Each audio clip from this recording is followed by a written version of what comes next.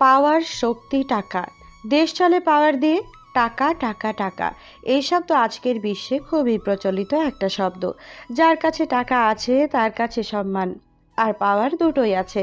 গরিবের হক মেরে অনেকেই কোটিপতি। পৃথিবী আর পৃথিবীর মানুষ আজ টাকার গোলাম। টাকা ছেড়ে কিছুই বোঝে না।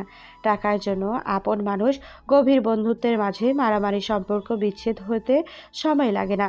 টাকা ইনকাম করার জন্য অনেক অসৎ উপায়ে পা বাড়ায়। ড্রাগস ডিল, ইয়াবা, হেরোইন, আরও নাম না জানা মাদকদ্রব্য ব্যবসা করে থাকে। এদের মাঝে অনেক বড় বড় পর্যায়ের লোক যারা মুখোশের আড়ালে এইগুলো করে থাকে। বড় একটা হল রুমে বসে আছে বড় বড় দেশের বড় বড় সব মাফিয়া কিং, যাদের আন্ডারে আছে শত শত মাফিয়া কোর সদস্য। কোনো একটা কারণে সবাই এখানে হাজির হয়েছে, কারোর জন্য অপেক্ষা করছে, কিন্তু তার আসার কোনো নামই নেই। একজন বিরক্ত মুখ নিয়ে বসে আছে, তবুও তাদের কিছু বলার নেই, কারণ তারা আর যার জন্য অপেক্ষা করছে সে ইচ্ছে করলে তাদের মতো হাজার হাজার মাফিয়া তুড়ি মেরে শেষ করে দেওয়ার ক্ষমতা রাখে। কিছু সময় পর একজন লেডি ব্লু কালারের লং হুডি পরিহিত অবস্থায় মুখে মাস্ক পরে এক যুবক প্রবেশ করলো। চোখ দুটো নীল। তার পেছনে প্রবেশ করলো লাল কালারের লং হুডির সাথে লাল মাস্ক। দুইজনের মুখে ফিনিক্স মাস্ক। প্রথমে যে প্রবেশ করলো তাকে দেখে সবাই দাঁড়িয়ে মাথা নিচু করে সম্মান দিল। বসে পড়ুন সবাই। আমাদের হঠাৎ কেন এই সমাবেশে ডাকা হয়েছে বস? ড্রাগন গ্যাং লিডার বলল। আমি কোনো কারণ ছাড়া ডাকি না, নিশ্চয়ই জানেন। জানি বস। বলুন কি জন্য ডাকা হয়েছে? আপনাদের জানাতে এসেছি যে আমি আর এই রকস্টার সিটির বাদশা হয়ে থাকতে চাইছি না। এই কথা শুনে সবাই নিজেদের মধ্যে শোরগোল শুরু করে দিল, নিজেদের মাঝে কথা বলতে লাগলো। সাইলেন্ট, চুপ করুন সবাই। এমকে সবাইকে চুপ করিয়ে দিল। অনেক দিন হলো আপনাদের লেট করছি। আলহামদুলিল্লাহ সব কিছু ঠিকঠাক আছে। এখন আমি লম্বা ছুটিতে যেতে চাচ্ছি। বাচ্চা, আপনি যদি ছুটিতে যান তাহলে রকেস্টার সিটি আবার এলোমেলো হয়ে যাবে। কিছু হবে না, আমার বদলে আমার বন্ধু আরকে সব লিড করবে। তাকে সবাই মানবে না। সেটা আমি দেখে নিব। তাছাড়া আমি ছুটিতে যাচ্ছি, একেবারে চলে যাচ্ছি না। এমকে কথা শুনে সবাই আবার কথা বলতে লাগলো।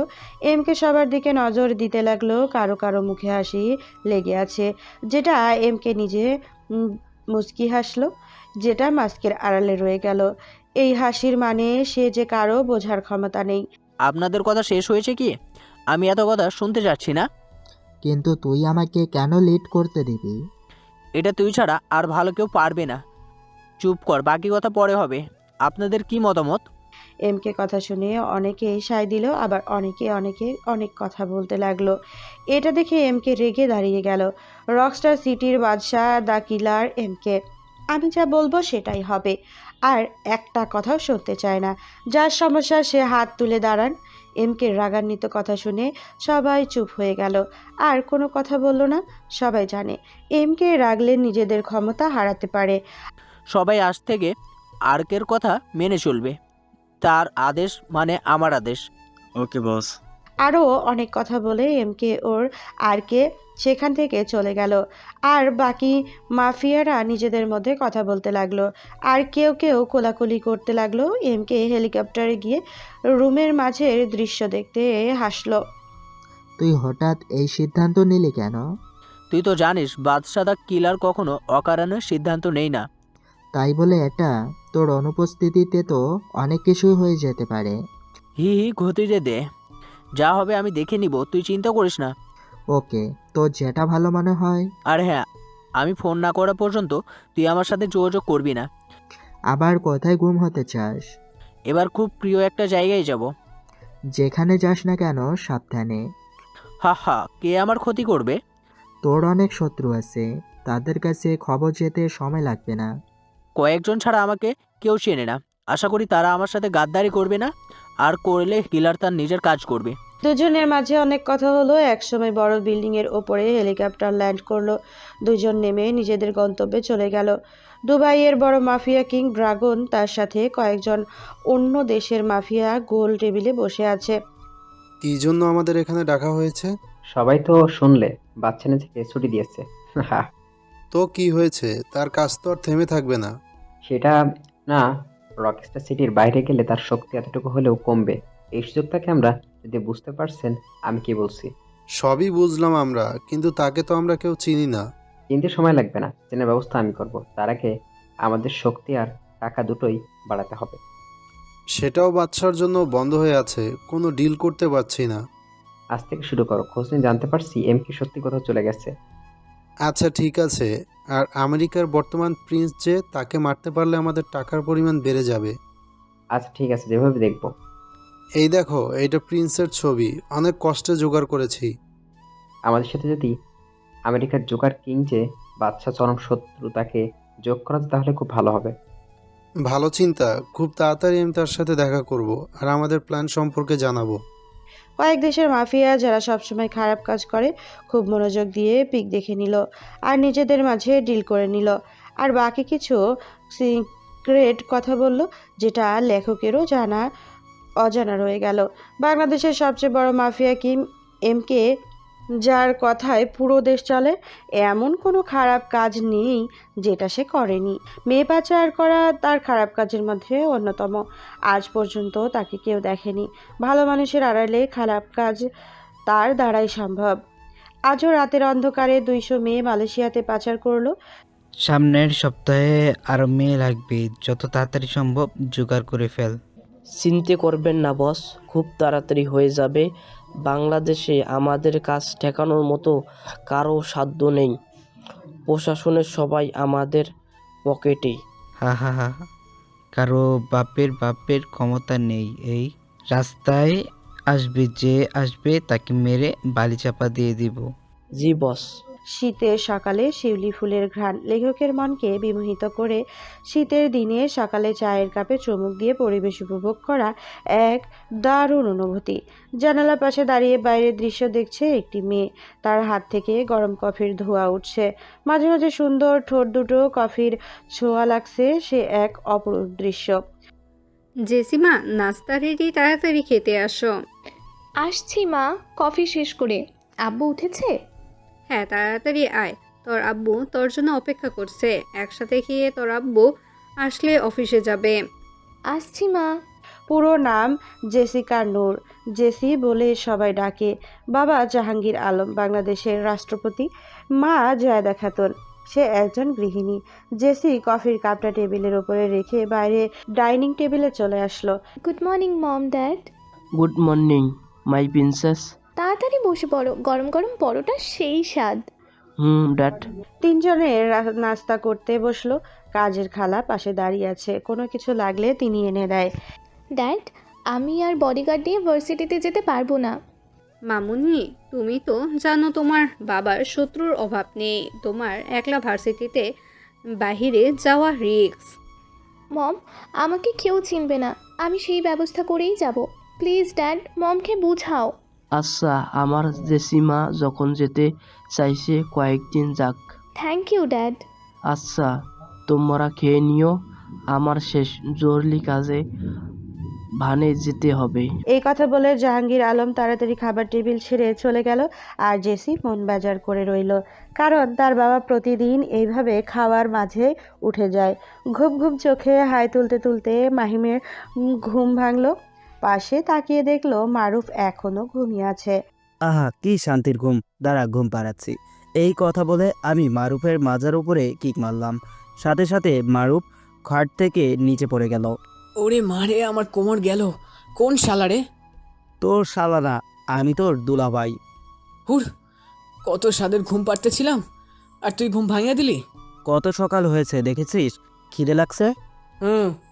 মাহিম উঠে হাত মুখ ধুয়ে নিল। মারুফও সেটাই করলো। মাহিম আর মারুফের দেখা হয়েছে কিছুদিন আগে। দেখা অপ্রত্যাশিতভাবেই হয়েছিল, রাতের অন্ধকারে। ঘটনা হলো, টিউশনি করে মারুফ বাসায় ফিরছিল, তখন কিছু ছিনতাইকারী মারুফকে ধরে। এমন সময় মাহিম তাকে সাহায্য করে। তারপর এইভাবে কথা বলতে বলতে তাদের পরিচয় হয়ে যায়। আর মাহিম যেহেতু ঢাকা শহরে নতুন, থাকার জায়গা নেই, তাই মারুফ তাকে সঙ্গে করে নিয়ে আসছে। চল দোকান গিয়ে চা রুটি খাই, তারপর তোকে আবার আমার রেস্টুরেন্টে নিয়ে যেতে হবে। রেস্টুরেন্টে কেন? আরে ভাই, আমি যা ইনকাম করি এটা দিয়ে আমার চলে না, তোকে কিভাবে টানবো বল? তাই আমি যেখানে কাজ করি তোর কথা সেখানে বলছি। ও আচ্ছা, ঠিক আছে। আর ওইখানে থেকে সময় করে ভার্সিটিতে ক্লাস করবি। Okay bro. মাহিম আর মারুফ দুইজন মিলে বাড়ির পাশের একটা চায়ের দোকান থেকে চা আর বিস্কুট খেলো। গরিবের সেটাই সকালের খাবার। মা, আমি ভার্সিটিতে যাচ্ছি। ঠিক আছে। এইটা বলে জাবেদা নিজের মেয়ের দিকে তাকিয়ে অবাক হয়ে গেল। তুই হঠাৎ বোরখা পরলি যে? বোরকা পরলে আমাকে কেউ চিনবে না, আর বিপদের ভয় নেই। ও আচ্ছা, ভার্সিটিতে যে সাবধানে থাকিস আর তোর ভাইকে খোঁজার চেষ্টা করিস। ছেলেটা যে ক্ষোভে রাগ কমিয়ে বাসায় আসবে। হুম হুম। জেসি বাসা থেকে বেরিয়ে গেল, সাথে গার্ড আসতে চেয়েছিল কিন্তু মানা করে দেয়। মারুফ রেস্টুরেন্টের ম্যানেজারকে বলল, স্যারের কথা আপনাকে বলেছিলাম। কাজ ঠিকমতো করতে পারবি তো? জি, ইনশাল্লাহ ভালো করে কাজ করার চেষ্টা করব। মারুফ, তোমার বন্ধুকে সব কাজ বুঝিয়ে দিও। আর বেতন কেমন কি সেটা জানে তো? জি স্যার। গুড। একটুখানি ভুল হলে কিন্তু। সেটা নিয়ে চিন্তা করবেন না। ম্যানেজার সেখান থেকে চলে গেল। বন্ধু, তোর ম্যানেজার তো খুব খিটখিটে মনে হচ্ছে। সেটা আর বলতে, কথা না বলে তাড়াতাড়ি পোশাকগুলো পরে কাজে লেগে পড়। আচ্ছা। আমেরিকার জোকার কিং আর দুবাইয়ের ড্রাগন কিং মুখোমুখি বসে আছে। দুইজন দুই দেশের মাফিয়া কিং, শুধু মাফিয়া কিং নয়, টপ মাফিয়া কিং। তো হঠাৎ দুবাইয়ের মাফিয়া কিং আমেরিকায় আমার কাছে? আসলাম একটু দরকারে। কি দরকার বলে ফেলুন। আপনি তো জানেন বাসার জন্য আমাদের বিজনেস হচ্ছে না বললেই চলে। সেটা আবার নতুন কি? আজ 2 বছর ধরে এমন হচ্ছে। আমরা একটা প্ল্যান করেছি, আপনি থাকলেই হয়তো সেটা এগিয়ে নেওয়া ভালো হবে। বলো কি প্ল্যান? তারপর দুবাইয়ের মাফিয়া সাগর সব প্ল্যান করলো, যেটা শুনে জোকার কিং শফির মুখে হাসি ফুটে উঠল। কি হতে চলেছে ভবিষ্যতে বলা মুশকিল, কারণ এক একজন এক এক নীল নকশা তৈরি করেছে। দুই বন্ধু রেস্টুরেন্ট থেকে কাজ শেষ করে বাসায় ফিরেছে। আজ তাদের ফুল ডিউটি ছিল। মারুফ রাতের জন্য বাজার করে নিল। আচ্ছা মাহিম, তুই আগে কোথায় থাকতিস? আমি থাকতাম হ্যাঁ, থাকতিস কোথায়? যশোরে ছোট একটা গ্রামে। পরিবারের কেউ নেই, তোরে তো আগেই বলছে। আরে মন খারাপ করিস না, আমি আছি তো। তোর পরিবারের কে কে আছে? আছে মা, বাবার ছোট বোন। বাসায় চলে আসছি। তুই রান্না করতে পারিস তো? পারি, টুকটাক। ঠিক আছে, তুই তরকারি কাট, আমি তত সময় গোসল করে আসি। ঠিক আছে। রাতের অন্ধকারে ফাঁকা রাস্তায় বসে আছে কয়েকটি ছেলে। মদ পান করে নেশা করে আছে আর মাতলামি করছে। সেই রাস্তা দিয়ে টিউশনি করিয়ে বাসায় ফিরছিল জান্নাত নামের একটা মেয়ে। কিন্তু ফাঁকা জায়গায় আসতে তার চোখে নেশাগ্রস্ত ছেলেগুলো দেখা মিলল। জান্নাত কিছুটা ভয় পেল, তবুও এক পাশ দিয়ে চলে যেতে চাইল, কিন্তু ছেলেগুলো তার পথ আটকে ধরলো। কি গো সুন্দরী, এত রাতে কই থেকে ফেরা হচ্ছে? টিউশনি করিয়ে ফিরছি ভাইয়া। কত কষ্ট তোমার, কিন্তু তুমি চাইলে এই সুন্দর চেহারা দিয়ে ঘন্টায় অনেক টাকা ইনকাম করতে পারো। জি ভাইয়া, আমি অমন মেয়ে না। রাস্তা ছাড়ুন, বাসায় যাব। সেটা তো হচ্ছে না। আমরা থাকতে আমাদের বোনকে এত কষ্ট করতে দিই কি করে বলো? চলো একটু মস্তি করি। জান্নাতের হাত ধরে ছেলেগুলো টানাটানি করতে লাগলো। তখন সেখানে একটি ছেলে আসলো, যাকে দেখে বাকি ছেলেগুলো থেমে গেল। জান্নাত ভাবলো হয়তো সে বেঁচে গেছে, কিন্তু না। কিরে, এত টানাটানি করছিস কেন? মালটাকে তাড়াতাড়ি গাড়িতে তোল, বস অনেক রেগে আছে। প্লিজ আমাকে ছেড়ে দিন, আমার মা আমার জন্য বাড়িতে অপেক্ষা করছে। বললে শোনা, তোমাকে একেবারে পাচার করে ছাড়া হবে সোজা কোরিয়াতে। এটা শুনে জান্নাত হাউমাউ করে কান্না শুরু করলো।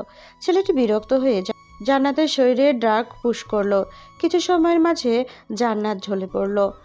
তারপর জান্নাতকে নিয়ে চলে গেল। ভার্সিটির প্রথম দিন এসেই যে র্যাগের শিকার হতে হবে সেটা জেসি জানতো না। নর্মাল পোশাকে আসছে, এই জন্য তাকে র্যাগের শিকার হতে হচ্ছে। আর যদি ভিআইপি ভাবে গাড়ি নিয়ে আসতো তাহলে এই রকম বিপদে পড়তে হতো না তাকে। জেসি ভার্সিটিতে আসা মাত্রই এক মেয়ের সাথে ধাক্কা খায়।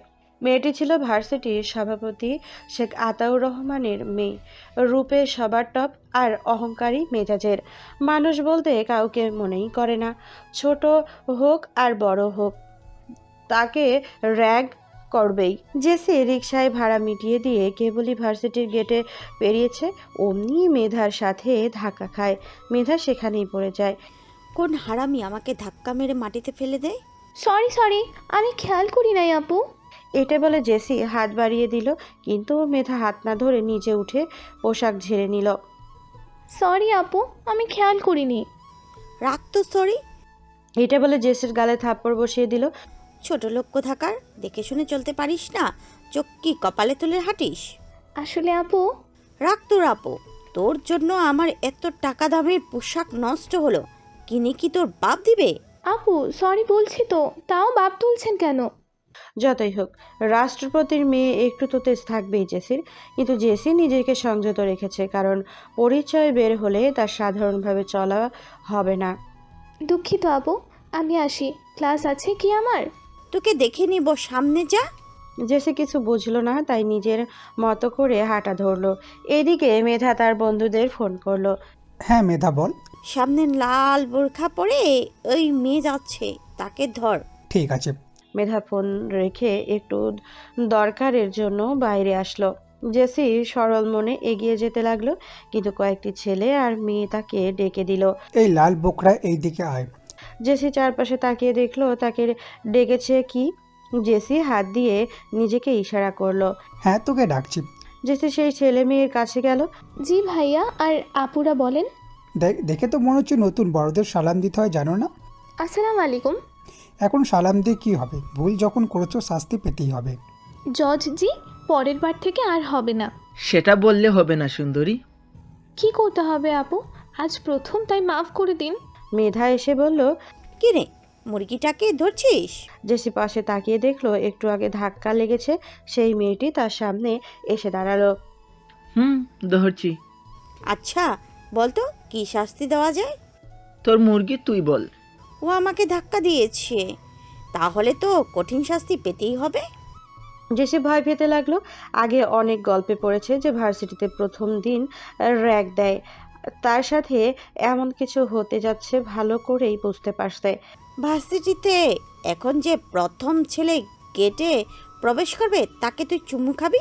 প্লিজ আপু, এটা বাদে দিন। বেশি বললে কিন্তু কিস করতে হবে। না না আপু, আজকের মতন ছেড়ে দিন। মেহেদা, তার থেকে মুরগিটাকে আমাকে কিস করতে বল। তোর রিচি এত খারাপ জানতাম না, ছোট লোকের কিস খেতে চাস? আরে মেহেদা, ছোট লোকদের ব্যবহার করতে হয়। এরই মাঝে একটা কম দামি পোশাক পরে খ্যাতবারা চলে গুটি গুটি পায়ে ভার্সিটিতে প্রবেশ করলো।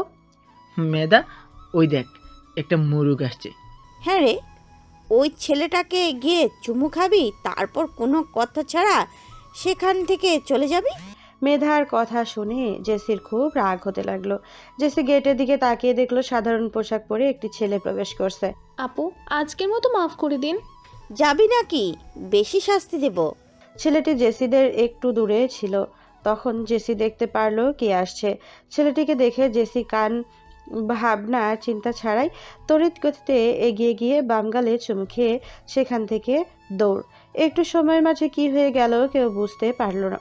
ছেলেটি মানে মাহিম যে ভার্সিটিতে আজ প্রথম দিন আসছে আর আসতেই এমন কাজ হবে সেটা ভাবতে পারেনি। গালে হাত দিয়ে দাঁড়িয়ে আছে আর মেয়েটি চলে যাওয়ার দিকে তাকিয়ে আছে। মারুফ আর মাহিম একসাথে ভার্সিটিতে আসছে, কিন্তু মারুফ পাশে একটু দোকানে যাবে বলে মাহিমকে আগে যেতে বলল, আর এসেই এই অবস্থা, মানে সরাসরি কেস। যাক ভালো, ভার্সিটি নাকি অন্য কিছু। তরিং গতিতে এইসব কি হয়ে গেল? মেয়েটি কি পাগল নাকি মেন্টাল? কিছু সময় বাদে মারুফ এসে দেখলো মাহিম গালে হাত দিয়ে দাঁড়িয়ে আছে। কি রে, এখানে সঙ্গের মতো দাঁড়িয়ে আছিস কেন? এমনি তোর জন্য অপেক্ষা করছিলাম। তাই নাকি অন্য কিছু? দূর বাদে, তাড়াতাড়ি চল। ওকে। তারপর দুজনে মিলে ভর্তি হওয়ার জন্য ডিপার্টমেন্টের হেডের কাছে আসলো। মাহিম তুই ভিতরে যা, আমি বাইরে দাঁড়িয়ে আছি। আচ্ছা ঠিক আছে, এইখানেই থাকবি কিন্তু। Okay. May I coming sir? Yes, come in. Mahim স্যারের অনুমতি নিয়ে রুমে প্রবেশ করলো। তারপর স্যারকে সালাম দিয়ে কাগজগুলো স্যারের টেবিলে রাখলো। স্যার, আমার ভর্তি কাগজ। দেখছি। স্যার তারপর সব কাগজ দেখতে লাগলো। তো হঠাৎ ভালো বিশ্ববিদ্যালয় থেকে এইখানে আসার কারণ? স্যার, আমি নিজের সম্পর্কে কিছু বলতে চাচ্ছি না। বাহ, তোমার জন্য যে সুপারিশ করেছে তার কথা মতো মিলে যাচ্ছে। যাই হোক, তোমাকে ভর্তি করিয়ে নিলাম, কোনো সমস্যা হলে বলবে। অবশ্যই স্যার। মাহিম খুব সহজেই ভর্তি হয়ে গেল, কারণ না হয় অজানা রয়ে গেল। মাহিম স্যারের কেবিন থেকে বেরিয়ে এসে দেখলো মারুফ খুব নজর দিয়ে কিছু দেখছে, তাই হালকা করে ধাক্কা দিল। কিরে কি দেখছিস? কিছু না, তোর ভর্তি হয়ে গেছে? হ্যাঁ। তাহলে ক্লাসে চল। মাহিমের মতো মারুফও কথাটি ঘুরিয়ে নিল। মাহিম মারুফের সাথে ক্লাসরুমে প্রবেশ করার সাথে সাথে সবাই হাসাহাসি শুরু করে দিল। মাহিম এটা দেখেও অবাক, কিন্তু মারুফ একদম স্বাভাবিক আছে। কিরে ওরা সবাই হাসে কেন? কেন হাসছে সেটা একটু পর বুঝতে পারবি। মাহিম আর মারুফ শেষের বেঞ্চে বসে পড়ল। এর মাঝে অনেকে অনেক কথা বলল। দেখ দেখ, এক ছোট লোকের সাথে আরেক ছোট লোক আসছে। আরে বুঝিস না, ছোট লোকের সাথেই বন্ধুত্ব করে। এর মাঝে একজন মারুফকে জিজ্ঞেসই করে ফেলল, কি রে ওয়েটার, এটা কি তোর কোনো ওয়েটার বন্ধু যাকে তুই ধরে আনছিস? মাহিম কথাটি শুনে এদিক সেদিকে তাকালো। সুন্দর একটা মেয়ে, দেখতে অনেক স্মার্ট কিন্তু অনেক অহংকারী। মেয়েটির কথা শুনে আরেকজন বলল, একদমই ঠিক বলেছিস মেধা, আমারও তাই মনে হচ্ছে। দুজনেরই কথা শুনে সবাই জোরে হেসে দিল। মাহিম এত সময় বুঝলো কেন তারা ক্লাসে আসলে সবাই হাসাহাসি করছিল। মাহিমের মুখে বেজার হয়ে গেল। মন খারাপ করিস না, এদের কথা কানে নিবি না, সব অভ্যাস হয়ে যাবে। মাহিমের মুখ বেজার হয়ে গেল। হাসি ঠাট্টা ক্লাসে স্যার প্রবেশ করলো, তা দেখে সবাই চুপ হয়ে গেল। জোকার কিং, এখন বলেন একে মারার সুপারি কারে দিব? আমার কাছে সবচেয়ে ইন্টেলিজেন্ট কন্ট্যাক্ট কিলার আছে, যাকে সবাই এক নামে চিনে, রাফু।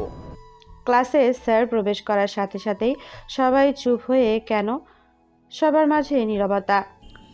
আজ তোমাদের এইখানে একজন নতুন ভর্তি হয়েছে। কে সে? দাঁড়াও। স্যারের কথা শুনে মাহিম উঠে দাঁড়ালো। স্যার আমি।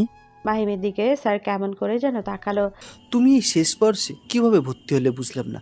আর যখন ভর্তি হয়েছো ভালো করে পড়াশোনা করবে। তোমার নাম কি? স্যার আমার নাম মাহিব, আর বাসা এই ভার্সিটি থেকে একটু দূরে। ঠিক আছে, বসো। স্যার ক্লাসের ফাঁকে সবাইকে একটা প্রশ্ন করলো। আচ্ছা বলো তো, মানুষ কখন সব থেকে অসহায় হয়ে যায়? স্যারের কথা শুনে অনেকেই অনেক রকম কথা বলতে লাগলো নিজেদের মাঝে গুনগুন না করে আমাকে বল। একজন দাঁড়িয়ে বলল, স্যার মানুষ যখন গরিব হয়ে জন্ম নেয়। না। আরেকজন বলল, স্যার মানুষ যখন নিজের পছন্দের জিনিস অন্যজনের হাতে দেখে। কিছুটা হয়েছে, বসো। মেধা তুমি দাঁড়াও। কি পারবে তো? জি স্যার। বলো। স্যার মানুষ তখনই অসহায় হয় যখন তার কাছে কোনো টাকা থাকে না, শূন্য পকেটে ঘুরে। গুড। আর কেউ বলবে? মেধারটা কাছাকাছি হয়েছে। সবার পেছন থেকে মাহিম হাত তুলল। হ্যাঁ মাহিম বল। স্যার টাকা থেকে মানুষের বড় অসহায় হলো দুর্বলতা। দুর্বলতা সম্পর্কে একজন জানতে পারলে তাকে হেরস্ত করতে সময় লাগে না। এর সামনে কোনো অসহায়ত্ব বিদ্যমান। মাহিমের কথা শুনে স্যার ব্যথিত, কেউ বুঝলো না। অনেক সুন্দর বলেছো, বসো। মাহিম স্যারের কথা শুনে বসে পড়লো। বাহ, তুই তো দারুণ বললি। সব ক্লাস করে মারুফ আর মাহিম ক্লাস থেকে বেরোতে ছিল, তখনই মেধা তাদের সামনে আসলো। নতুন এসে বেশি উড়িস না, তাহলে ডানা ছেটে দেব। আমার সাথে লাগতে আসিস না। যথারীতি থ্রেড দিয়ে মেধার সামনে হেঁটে চলে গেল। মাহিম কিছুই বুঝলো না। এটা কি হলো মারুফ? কোনটা? এই যে আমি তার পথে আসছি মানে। আরে তুই ওর থেকে পড়া ভালো বলছিস, প্রায় ক্লাসে তার সহ্য হচ্ছে না। ও আচ্ছা। মাথা কামাস না, চল। দুজনে ভার্সিটি থেকে বেরিয়ে গেল। রাতের অন্ধকারে সমুদ্র বন্দরে ঘটে চলেছে অনৈতিক কারবার। ঠেকানোর মতো কেউ নেই। তাছাড়া কাজগুলো হয় রাতের অন্ধকারে। অনেকগুলো লোক ট্রাক থেকে মেয়ে নামিয়ে জাহাজে তুলছে। সব মেয়েগুলো যুবতী, অল্প বয়সের। দলের লিডার নিলয় সবাইকে তাড়াতাড়ি করতে বলছে। এই চালানটি যেতে পারলেই সে আরও কোটিপতি হয়ে যাবে। তাড়াতাড়ি কাজ সার, আর একটা মেয়ের কম ছিল, সেটার কি হলো? বস সোহান ভাই গেছে তো। গিয়ে কি মরে গেছে যে? এখনো আসলো না? তাড়াতাড়ি ফোন করে দেখ কত দূর। ঠিক আছে বস। লোকটি ফোন বের করে কল করতে যাবে, তখনই সেখানে সোহানের গাড়ি এসে থামলো। কিরে, একটা আনতে এত সময় লাগে? আর বলেন না বস, আর হারামিগুলোর জন্য লেট হলো। আচ্ছা ঠিক আছে, তাড়াতাড়ি ওইটাকেই তোল। ওকে। সোহান জান্নাতকে গাড়ি থেকে নামিয়ে ট্রাকে তুলে দিল। জান্নাত নামের মেয়েটি ড্রাগসের নেশায় বুঝতেই পারল না তাকে কোথায় নিয়ে যাওয়া হচ্ছে। কিছু সময় পর জাহাজগুলো ছেড়ে দিল। নিলয় নিজের কাজ হাসিল করে সেখান থেকে চলে আসলো। পাশে অন্ধকার থেকে একজন ক্যামেরা হাতে করে বেরিয়ে আসলো। হ্যাঁ, নিলয় ওরফে এনকে তোর বিনাশ খুব তাড়াতাড়ি। আমার বস বাংলাদেশে চলে এসেছে, এখন শুধু তার অ্যাকশনের সময়ের অপেক্ষা। লোকটির কথা বলে সেখান থেকে চলে গেল। ভিডিও কনফারেন্সের মাধ্যমে কথা বলছে জুকার কিং আর ড্রাগন গ্যাংয়ের লিডার। দুজনে কাউকে মারা নিয়ে কথা বলছে। জুকার কিং তার খোঁজ পেয়েছি। কিভাবে? গোপন সূত্রে জানতে পেরেছি। ও আচ্ছা, তাহলে কাকে দিয়ে মারতে চাও? বেস্ট কন্ট্যাক্ট কিলার আছে আমার খোঁজে, যদি তুমি চাও তাহলে। নাম কি তার? আন্ডারওয়ার্ল্ডের সবাই তাকে এক নামে চিনে। রাফের কথা বলছ? একদম কারেক্ট, খুব জলদি বুঝে গেলে। আচ্ছা, সমস্যা নেই, তাকে দেওয়া যায় কি বলো? টাকার বিষয়ে চিন্তা করতে হবে না। ওকে, কয়েকদিনের মাঝে কাজ করা চাই। হয়ে যাবে। জেসি নিজের রুমে শুয়ে আছে। আজ তাকে দেখে মনে হচ্ছে সে খুব খুশি। বিছানার উপর বসে মুচকি মুচকি হাসছে। কি হলো, আজ আমার মেয়েটা এত হাসছে কেন? জাবেদা নিজের মেয়েকে ডাকতে এসে দেখে জেসি অনেক সময় থেকে হাসছে। জেসি মায়ের কথা শুনে তড়িৎ করে উঠে বসলো। কই মা? আমি তো দেখছি ভার্সিটির থেকে আসার পর দেখছি এসেই যাচ্ছ। কিছু কি হয়েছে? অনেক কিছু হয়েছে মা। কি হয়েছে জানতে পারি? মা আর বলো না, আমি তার দেখা পেয়েছি। জেসি এটা বলে নিজের মায়ের গলা জড়িয়ে ধরলো। কার দেখা পেলে শুনি? ওই যে মা, সেই ছেলের। ওয়াও, তাই নাকি? কোথায়? ভার্সিটিতে। কবে দেখা করাবি শুনি? মানে বাসায় নিয়ে আসবে? আরে মা, আজ কেবল তার সাথে দেখা হলো, নাম শুনি তার বিষয়ে খোঁজ খবর নিই, তারপর যদি হয়। এইটুকু বলে জেসি লজ্জা পেল। আরে আমার মেয়ে কি লজ্জা! থাক, আর লজ্জা পেতে হবে না। এখন তার চিন্তা বাদ রেখে খেতে আসো। ঠিক আছে মা। মারুফ আর মাহিম খাওয়া দাওয়া করে রাতে হাঁটতে বের হয়েছে। দুইজন বিভিন্ন ধরনের গল্প করছে। এর মাঝে তাদেরকে চারপাশ থেকে কিছু লোক ঘিরে ধরলো। তোদের কাছে যা আছে সব বের করে দে। মাহিম ভীত হয়ে বলল, আমাদের কাছে কিছু নেই, আমরা ছাত্র, আপনাদের দেওয়ার মতো কিছু নেই। হা হা হা, আমাদের বোকা ভাবিস না, যা আছে সব বের কর, না হলে এই ছুরি দেখছিস, পেট ফুটো করে দেব। দেখ, ভালো ভালোই বলছি, চলে যা, নাহলে তোদের খবর করে ছাড়বো। মারুফ একটু তেজি স্বরেই বলল। মাহিম সাথে সাথে মারুফের হাত চেপে ধরলো। ভাই যা আছে দিয়ে দে, না হলে ওরা আমাদের মেরে দিবে। আমি এত তাড়াতাড়ি মরতে চাই না। মাহিমের কথা শুনে ডাকাতগুলো হাসতে লাগলো। মারুফ মাহিমকে আশ্বাস দিল, চিন্তা করিস না, এই সব অভ্যাস হয়ে গেছে। নিজেকে দুর্বল ভাবলে এরা আরও জেকে বসবে। সব সময় প্রতিবাদ করার চেষ্টা করবি। কিন্তু ওদের কাছে তো ছুরি আছে। গাধা, দেখতে থাক। মারুফ ওদের সাথে হাতাহাতি শুরু করে দিল। ডাকাতগুলো প্রফেশনাল নয়, তাই মারুফ খুব সহজেই তাদের সাথে ফাইট করতে পারছে। মারুফ মাহিমের ডাক শুনে মারুফ পেছনে তাকিয়ে দেখলো মাহিমের হাত থেকে গলগল করে রক্ত পড়ছে। মাহিম হাত ধরে দাঁড়িয়ে আছে পাশে একটা ডাকাত। মারুফ বুঝতে গেল ডাকাতটি তাকে ছুরি মারতে আসছিল, আর মাহিম সামনে চলে আসায় তার হাতে লাগছে। মারুফ সব কয়টারে উড়াধুরা মারলো। তোকে মারামারির মাঝে কে আসতে বলেছে? আসছিলাম নাকি, কিন্তু তোরে তো ছুরি মারতে গিয়েছিল। তো আমি ঠিক ম্যানেজ করে নিতাম। হয়েছে, এইসব ঝামেলা আমার একদম ভালো লাগে না, সব দিয়ে দিলেই তো হতো। বেশি কথা বলিস না, রক্ত পড়ছে, শক্ত করে ধর। সামনে একটা ফার্মেসি আছে, তাড়াতাড়ি চল, ড্রেসিং করিয়ে দিই। আরে লাগবে না, বাসায় গিয়ে কাপড় বদলে হবে। বেশি কথা বলিস না তো। মারুফ জোর করে মাহিমকে ফার্মেসিতে নিয়ে গিয়ে ড্রেসিং করিয়ে নিল, আর কিছু মেডিসিন কিনলো। ফোন কানে নিয়ে নিলয় দাঁড়িয়ে আছে বেলকনিতে। তখনই তার ফোনে একটা কল আসে। ফোনের ওই পাশের কথা শুনে নিলয়ের প্রচণ্ড রাগ হয়, সাথে সাথে ফোনটি ছুঁড়ে মারে দেওয়ালের সাথে। মা! বেলকনিতে দাঁড়িয়ে কফির মগ হাতে নিয়ে সিগারেট টানছে নিলয়। আজ সে খুব ফুরফুরে মেজাজের সাথে, কারণ অনেক টাকার ডিল সে সম্পন্ন করেছে। এখন শুধু পৌঁছানোর অপেক্ষায়। খুব তাড়াতাড়ি আমার স্বপ্ন পূরণ হবে, সেই দিন আসতে আমাকে কেউ ঠেকাতে পারবে না, শুধু সময়ের অপেক্ষায়। নিলয় নিজের মনে অনেক কিছু ভাবতেছিল, আর মাঝে মাঝে সিগারেটকে কফি খাচ্ছিল। হঠাৎ টেবিলের ওপর তার ফোন বেজে উঠলো। হাতে নিয়ে দেখলো সোহান ফোন করেছে। এই সময় ফোন করাতে নিলয় বিরক্ত বোধ করলো, তবু দরকারি হয়তো সেই জন্য ফোন রিসিভ করলো। হ্যালো বস, সর্বনাশ হয়ে গেছে। সোহানের কণ্ঠে ভয়। কি হয়েছে সেটা বল। বস, নদীর মাঝে থেকে 5টা জাহাজ গায়েব হয়ে গেছে। কি? কিন্তু কিভাবে? জানি না বস, তাদের সাথে যোগাযোগ ছিলাম, হঠাৎ চারপাশে থেকে বাকি জাহাজের শব্দ বন্ধ হয়ে গেল, আর একটা কণ্ঠ শোনা গেল, মানে ভয়েস। কি? তাড়াতাড়ি সেন্ড কর, আর এখনই জাহাজ নিয়ে নদীর মাঝে গিয়ে খোঁজ কর। ওকে। সোহান ফোন কেটে দিয়ে অপেক্ষা করতে লাগলো। ভয়েসটি শুনতেই নিলয়ের চোখ বড় বড় হয়ে গেল।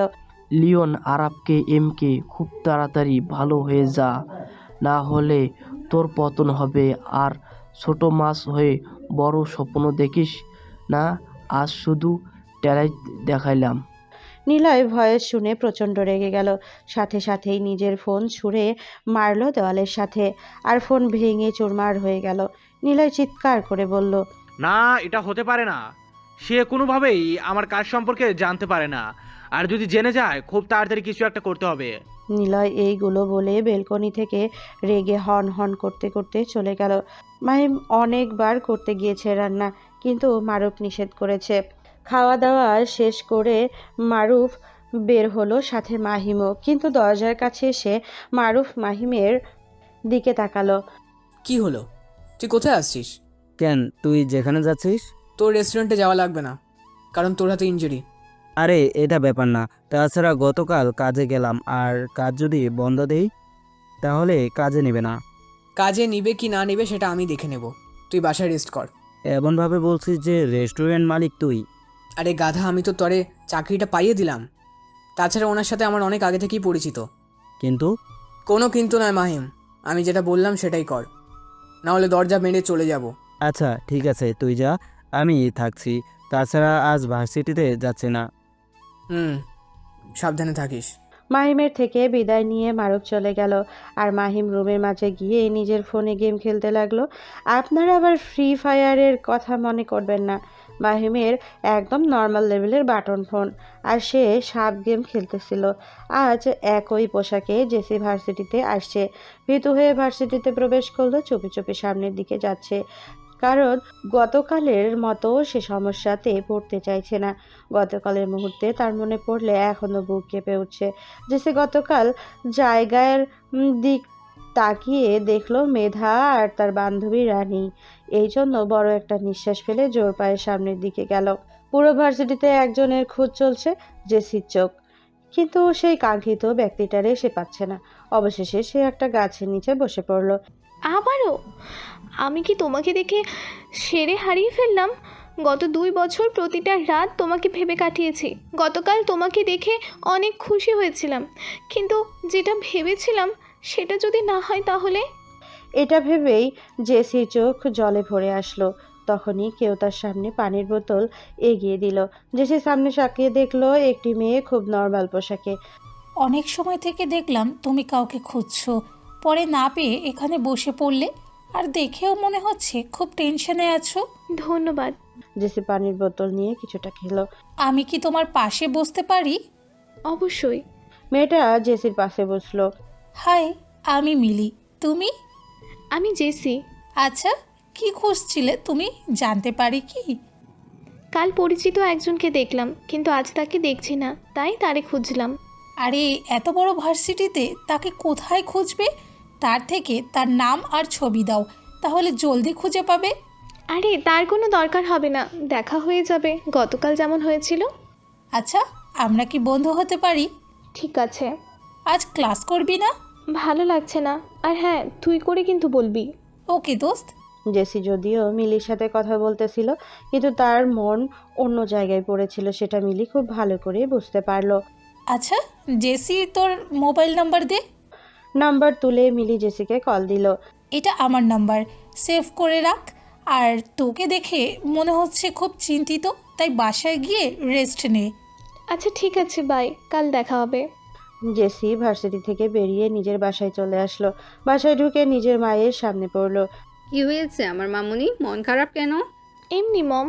এমনই তো হওয়ার কথা নয়, নিশ্চয় তার সাথে দেখা হয়নি। মম।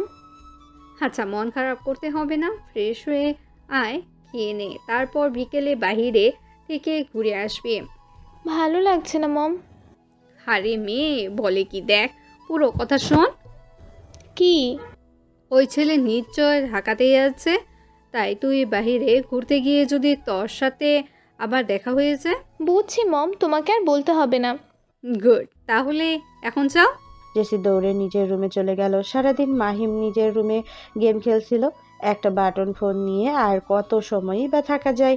এই জন্য রুমে তালা মেরে হাঁটতে বেরিয়ে পড়লো। এলাকার কিছু চেনে না বেশি একটা, তাই একটা রিক্সা ডাকলো। মামা, এইখানে কোথাও পার্ক আছে? হ্যাঁ মামা, উত্তরায় একটা সুন্দর পার্ক আছে, কিন্তু যেতে 30 টাকা ভাড়া। মাহিম কিছু একটা ভেবে রিক্সাতে উঠে পড়লো। যথাসময়ে মাহিম পার্কের সামনে চলে আসলো। ভাড়া মিটিয়ে মাহিম পার্কের মাঝে প্রবেশ করলো। চারপাশে সব কাপল, তাই নিজে একটা ফাঁকা জায়গায় গিয়ে বসলো। তারপর 10 টাকার বাদাম কিনে খেতে লাগলো আর পরিবেশ উপভোগ করতে লাগলো। এইদিকে জেসি নর্মাল পোশাকে বাসা থেকে বেরিয়ে ঘুরতে ঘুরতে পার্কের কাছে চলে আসলো। কি মনে করে যেন সেও পার্কে প্রবেশ করলো। গুটি গুটি পায়ে সামনের দিকে এগিয়ে যেতে লাগলো। জেসি কিছু দূর গিয়ে অবাক সাথে অনেক খুশিও হয়ে গেল, কারণ সামনে বেঞ্চে তার স্বপ্নের মানুষ। জেসি দৌড়ে তার কাছে গেল। এদিকে মাহিম খুব আরামে সাথে বাদাম ছুলে খেতেছিল, কিন্তু হঠাৎ একটা মেয়ে দৌড়ে আসতে দেখলো। মাহিম ভাবলো পেছনে কারো কাছে যাচ্ছে, হয়তো তাকে কেউ চেনে না। কিন্তু বিপত্তি ঘটলো যখন মেয়েটি এসে সোজা মাহিমের কাছে আসলো আর ধাক্কা লেগে বাদাম পড়ে গেল। আর অন্ধকারে এক রুমে বসে আছে মুখোশ পরে এক লোক, সামনে জোকার কিং। আপনার কাজ খুব তাড়াতাড়ি হয়ে যাবে। এই রাপু কাজ নিলে সেটা মিস হয় না। তাছাড়া মাহিম পার্কের একটা বেঞ্চের উপরে বসে বাদাম খাচ্ছিল আর চারপাশে চোখ বুলিয়ে দেখতেছিল। তখনই সামনে থেকে খেয়াল করে একটি মেয়ে দৌড়ে তার দিকে আসছে। মাহিম ভাবে তাকে কেউ চেনে না, তাই অন্যজনের দিকে দৌড়ে আসছে। জেসি কাঙ্ক্ষিত ব্যক্তিকে দেখে দৌড়ে আসলো আর এসেই মাহিমের হাতের সাথে ধাক্কা লাগলো। এতে মাহিমের হাতের বাদাম পড়ে গেল আর জেসি ব্রেঞ্চে বসে পড়লো। জেসির এমন কাজ দেখে তো মাহিম অনেক অবাক হয়ে গেল। কি হলো, আপনি এইভাবে দৌড়ে আসলেন কেন? আবার আসলেন যখন আমার গায়ের উপর পড়তে হলো। দৌড়ে আসার জন্য জেসি একটু জোরে জোরে নিঃশ্বাস নিতেছিল। হঠাৎ মাহিমের নজর পড়লো জেসির ঠোঁটের দিকে, কালো আকর্ষণীয় একটা তিল, যেটা তাকে খুব করে টানছে। মাহিম সাথে সাথে অন্যদিকে তাকালো। আচ্ছা সরি, আর এইভাবে একজনকে এত প্রশ্ন করে কেউ? হ্যাঁ, জেসির মিষ্টি কণ্ঠ শুনে মাহিম তার দিকে তাকালো। সরি, ঠিক আছে, কিন্তু আবার উল্টা প্রশ্ন করছেন কেন? আমি উল্টা প্রশ্ন করছি না, শুধু জিজ্ঞেস করছি। হুম। মাহিম নিজের বাদাম ঠোসা নিয়ে বেঞ্চ থেকে উঠতে গেলে জেসি তার হাত চেপে ধরল। মাহিম তো অবাকে চরম পর্যায়ে চলে গেল। নিজের মনে মনে বলল, এটা আবার কেমন মেয়ে যে অপরিচিত ছেলের হাত চেপে ধরেছে? এই যে আপনার হাত ধরেছি বলে ভাববেন না আমি এতটা সস্তা মেয়ে। আমি যার তার হাত ধরি না। জেসির কথা শুনে মাহিম পেছনে ঘুরে জেসির থেকে নিজের হাত ছাড়িয়ে নিল। যদিও আমি সেটা মনে করি নাই, কিন্তু এখন মনে হচ্ছে করতে হবে। আরে ছি ছি, একদম না। আচ্ছা আপনি চলে যাচ্ছেন কেন? বসুন। এখানে বসার কোনো ইচ্ছে নাই আমার। না বসলে চিৎকার করব, তখন দেখবেন মজা। জেসির কথা শুনে মাহিম কিছু একটা ভাবলো, তারপর জেসির পাশে বসলো। হাই, আমি জেসি। আর তুমি? আমি মাহিম। আপনি কোথায় থাকেন? অপরিচিত কাউকে নিজের ঠিকানা বলতে নেই। আরে আমি অপরিচিত হলাম কেমনে? একটু আগেই তোমার সাথে পরিচয় হলাম। আপনি তো বহুত একবারে তুমিতে চলে আসছেন। আমি এমনি। জেসি অনেক কথা বলতে লাগলো। একসময় নিজের ফোন বের করে মাহিমের সাথে ছবি তুলে গেস, কিন্তু মাহিম সেটা বাধা দিল। অনেক কথা বলেছেন, ঠিক আছে, কিন্তু কোনো ছবি তুলবেন না প্লিজ। এটা আমার স্মৃতি হিসেবে থাকবে, কারণ আমি আজ প্রথম অপরিচিত এক ছেলের সাথে কথা বললাম, তাও আপনি। সেটা দেখেই বুঝছি আপনি কত কথা বলেন।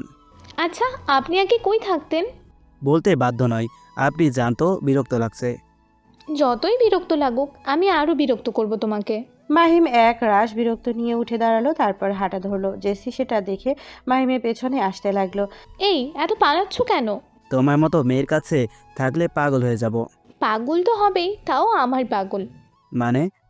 কিছু না। আচ্ছা, আমি কি আগে কখনো তোমাকে দেখেছিলাম? দেখলেও দেখতে পারো, মনে করে দেখো। মাহিম নিচে মনে করার চেষ্টা করতে লাগলো, কিন্তু কোনোভাবেই মনে পড়লো না। হঠাৎ জেসির হাতে মাহিমের কাটা জায়গায় পড়লো। মাহিমের চিৎকার শুনে জেসি তাড়াতাড়ি সরে দাঁড়ালো আর মাহিমকে ভালো করে দেখতে লাগলো। কি হলো? ব্যথা লাগার মতো চিৎকার করলে কেন? কিছু না, আপনি জানতো। যাবো তো অবশ্যই, কিন্তু তুমি যাবার পর। মাহিম দেখলো এই মেয়ে তার কথা শুনবে না, তাই পার্ক থেকে জোর পায়ে হেঁটে বের হয়ে গেল আর একটা রিকশায় করে চলে গেল। তোমায় দেখা এবার পেয়ে গেছি, আর ছাড়ছি না। তুমি যে আশেপাশে থাকো সেটা খুব ভালো করেই বুঝছি। জেসি আরেকটি রিকশা নিয়ে সেখান থেকে চলে গেল। সন্ধ্যার পর মারুফ রেস্টুরেন্টে থেকে বাসায় ফিরল, কিন্তু বাসায় কপাল কুঁচকে তাকালো। মাহিম আবার কোথায় গেল? এখন আবার এই বাইরে দাঁড়িয়ে থাকতে হবে? মারুফ ফোন বের করে মাহিমকে ফোন দিল। কি রে মাহিম, কোথায় তুই? আরে আমি একটু বাইরে আসছি। কেন, তুই চলে আসছিস নাকি? হ্যাঁ, তুই তাড়াতাড়ি আয়।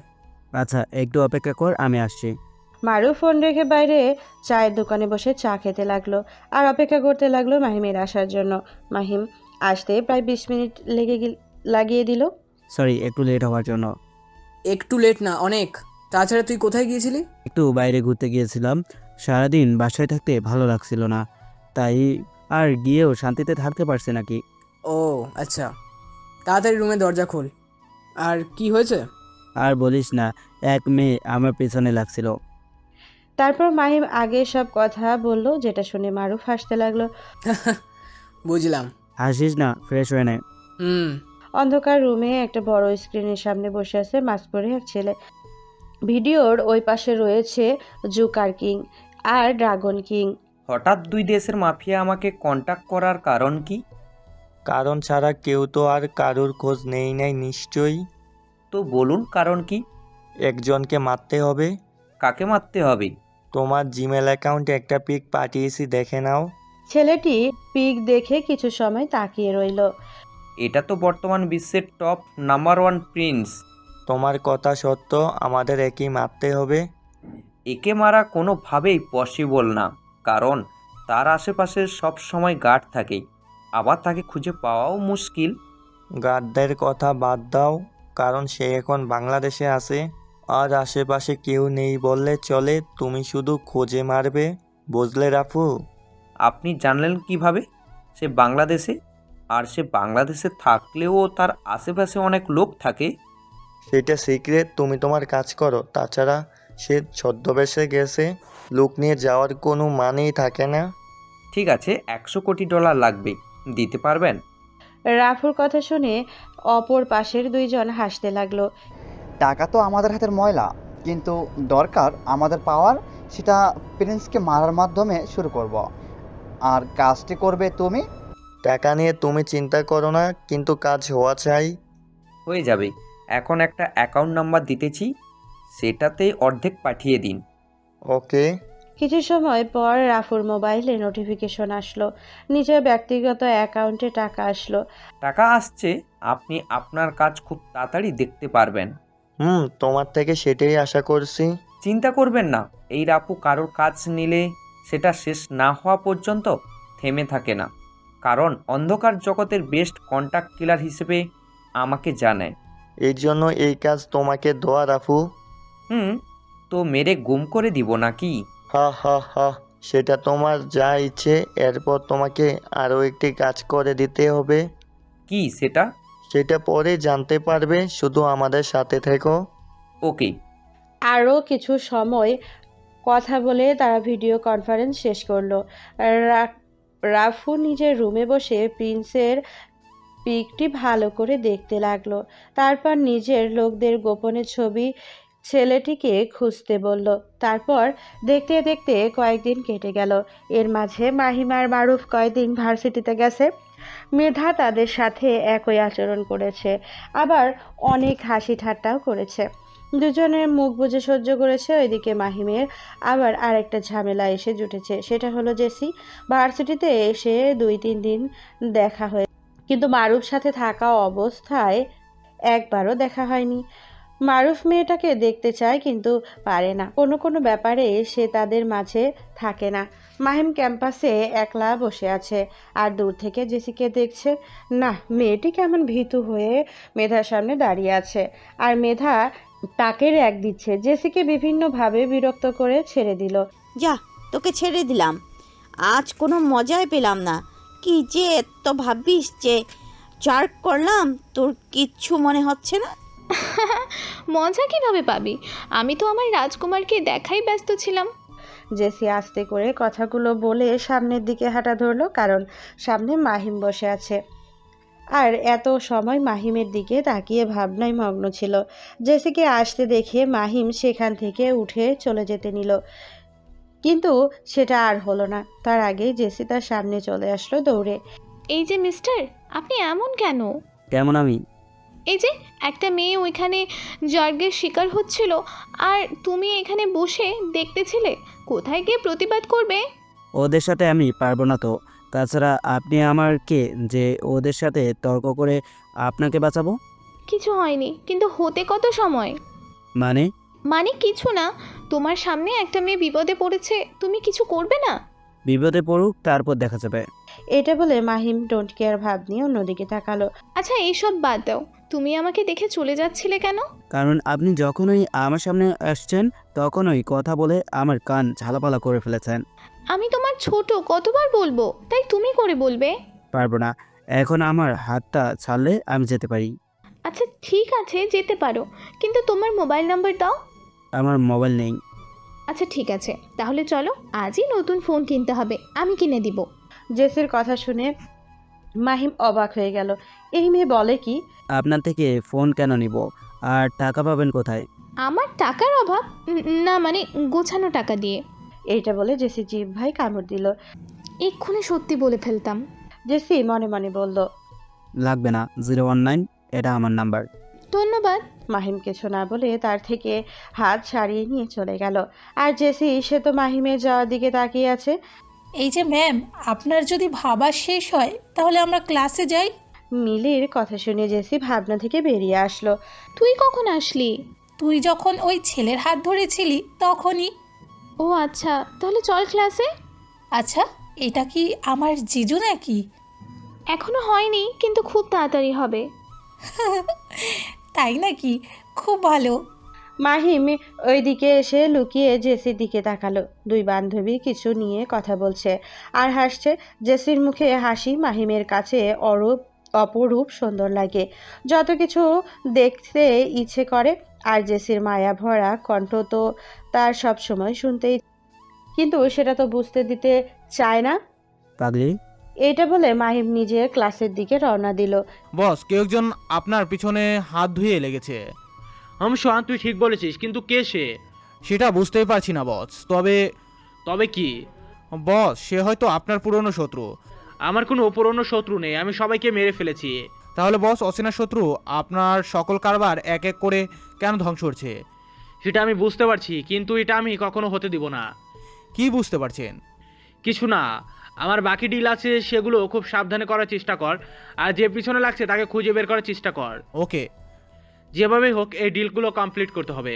জি বস। নিজের রুমের সামনে দাঁড়িয়েছিল আর কে খুব মনোযোগ দিয়ে একটা ছবি দেখছে। যে ছবিতে আছে একটি রাজকীয় আসন, সেই আসনে খুব স্টাইল করে বসে আছে এমকে, মাথায় রকস্টার মুকুট।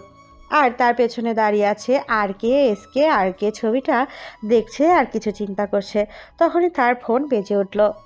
হ্যালো, কি খবর বন্ধু? আলহামদুলিল্লাহ ভালো। আলহামদুলিল্লাহ। তোর কেমন কাটছে দিন? আমি তো ভালোই, কোনো প্যারা নেই, শুধু চিল করছি। তোর কেমন কাটছে? কেমন আর কাটবে, তুই যে দায়িত্ব দিয়ে গেছিস সেটা সামলানো অনেক কঠিন। চিন্তা করিস না, আস্তে আস্তে পারবি। তাছাড়া সব নিয়ম মতো তো চলছে। কিছু মানুষ নিয়ম মতো চলছে না। সেইগুলো কে কে আমাকে মেল করিস। ঠিক আছে, এখন রাখছি। আর কে ফোনের ওই পাশের ব্যক্তি ফোন কেটে দিল। আর কে ফোন রেখে নিজের কাজটা করতে লাগলো। আর কিছু সময়ের মাঝে কাউকে একটা মেল পাঠিয়ে দিল। রাফু নিজের লোকদের সামনে দাঁড়িয়ে আছে, প্রিন্সকে খোঁজার বিষয়ে কথা বলছে। আর কতদিন লাগবে ওই ছেলেটিকে খুঁজতে? বস, সবাই খুঁজে চলছে, আমরা খুব তাড়াতাড়ি তাকে খুঁজে পাবো। আমি তোদের আর 2 দিন সময় দিলাম, না পেলে তোদের খবর আছে। জি বস, আমরা খুঁজে বের করেছি। এরই মাঝে একটা ছেলে তড়িঘড়ি রুমে প্রবেশ করলো। বস, পেয়েছি ছবির ছেলেটিকে। রাফু সেই ছেলের দিকে নজর দিল। কোথায় দেখেছিস তাড়াতাড়ি বল।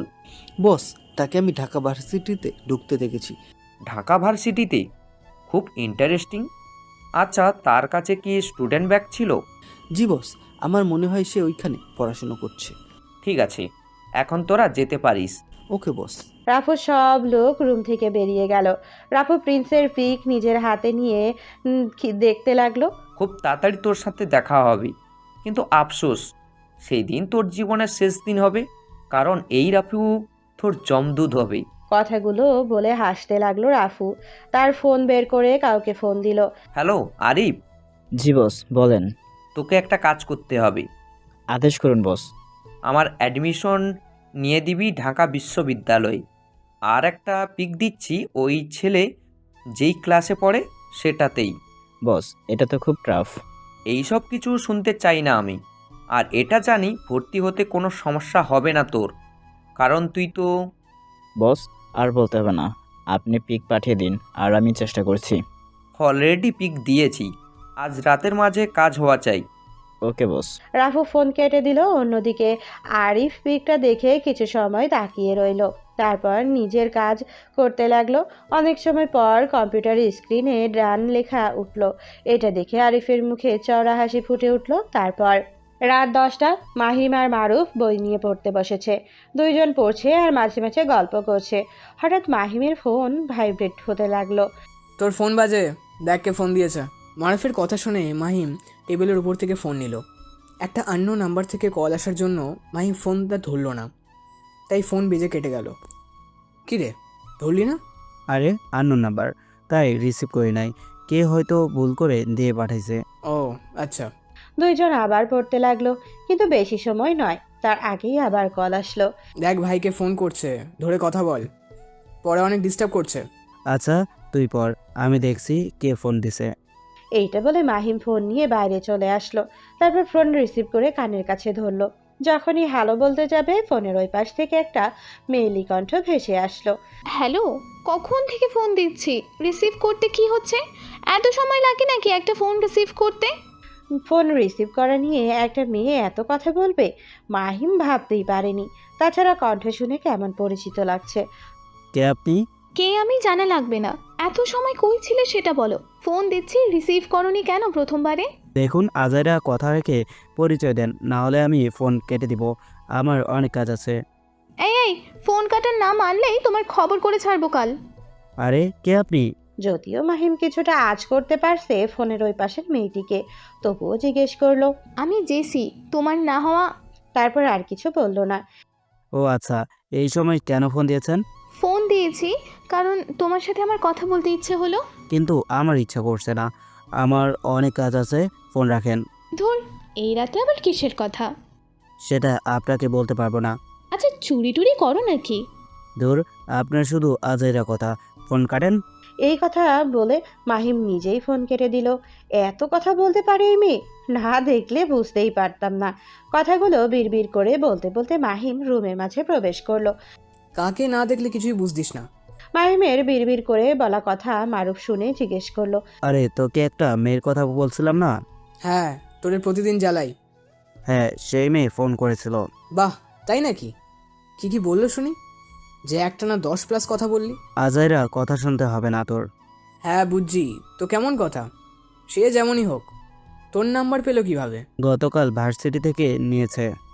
ইস রে, মেয়েটির সাথে দেখাই হচ্ছে না। কে সে যে আমার বন্ধুকে ভালোবাসে আর জ্বালিয়েছে? এখানে তুই আবার ভালোবাসা পেলি কোথায়? একটা মেয়ে তখনই পাগলামি করে যখন সে কাউকে ভালোবাসে। দূর, তেমন কিছু না।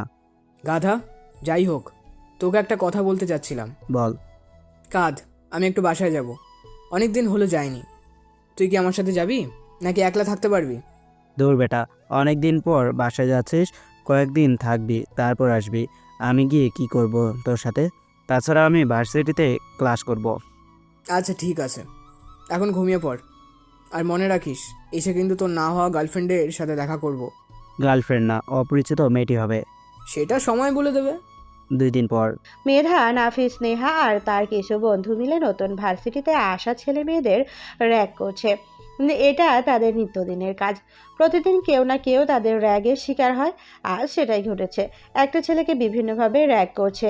ছেলেটি হাত জোর করছে, কিন্তু সেটা শুনছে না। তখন একটা দামি ব্র্যান্ডের নতুন মডেলের বাইক নিয়ে ভার্সিটিতে প্রবেশ করলো একটা ছেলে। দেখে মনে হচ্ছে অনেক বড় লোকের ছেলে। বেশিরভাগ ছেলে মেয়ে সেই ছেলেটির দিকে তাকিয়ে আছে। বিশেষ করে একটু সুন্দরী মেয়েরা। ছেলেটি বাইক নিয়ে সোজা মেধার সামনে থামলো, তারপর বাইক থেকে নেমে, হ্যালো সুন্দরী, তোমরা কি এখানে র্যাক করতেছো? মুখ সামলে কথা বল, নতুন এসে মুখে খই ফুটেছে তোর।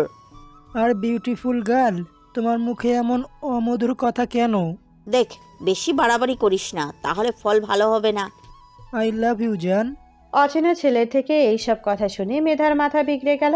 নাফিস তো মুখ টিপে হাসছে আর বাকিরা হা করে তাকিয়ে আছে। নাফিস একসময় খুব জোরেই হেসে দিল। নাফিসের হাসা দেখে মেধা আরও রেগে গেল। এই ছেলে আমাকে প্রপোজ করছে আর তুই হাসছিস? আরে ভাই, তোদের দুইজনের ড্রামা দেখে হাসি পেল। আর রাফি, তুই কিন্তু সেই দিয়েছিস। রাফি? মেধা অবাক হয়ে বলল। হ্যাঁ, আমি রাফি। চিনতে পেরেছো নিশ্চয়ই এখন? আরে চিনব না কেন, খুব চিনতে পারছি। তুমি হঠাৎ আমাদের ভার্সিটিতে? আসলাম একটু পড়তে। তুমি কিন্তু আগের থেকে অনেক চেঞ্জ হয়ে গেছো, আমি চিনতে পারি নেই। বুঝছি মেধা, তাই তোমার সাথে একটু ইয়ার্কি করলাম। আরে মেধা বলিস না, গতকাল আমার সাথে দেখা হয়েছিল, আমি চিনতে পারিনি। শালা, তুই আমাকে আগে বলতে পারতিস। বললে কি আর ফ্রি ওইগুলো দেখতে পারতাম নাকি? তারপর সবাই মিলে আড্ডা দিতে লাগলো। এইদিকে ভার্সিটিতে থাকা মেয়েগুলো ভাবছে, একটা অচেনা ছেলে আসতে না আসতেই কেমন পরিচিত হয়ে গেল। বড়লোক হলে হয়তো এমনই হয়। বাস স্টপে দাঁড়িয়ে আছে মাহিম আর মারুফ। মারুফ আজ বাসায় যাবে, তাই মাহিম তার সাথে আসছে। যদিও মারুফ একলাই যেতে চেয়েছিল, কিন্তু সেটা আর সম্ভব হয়নি।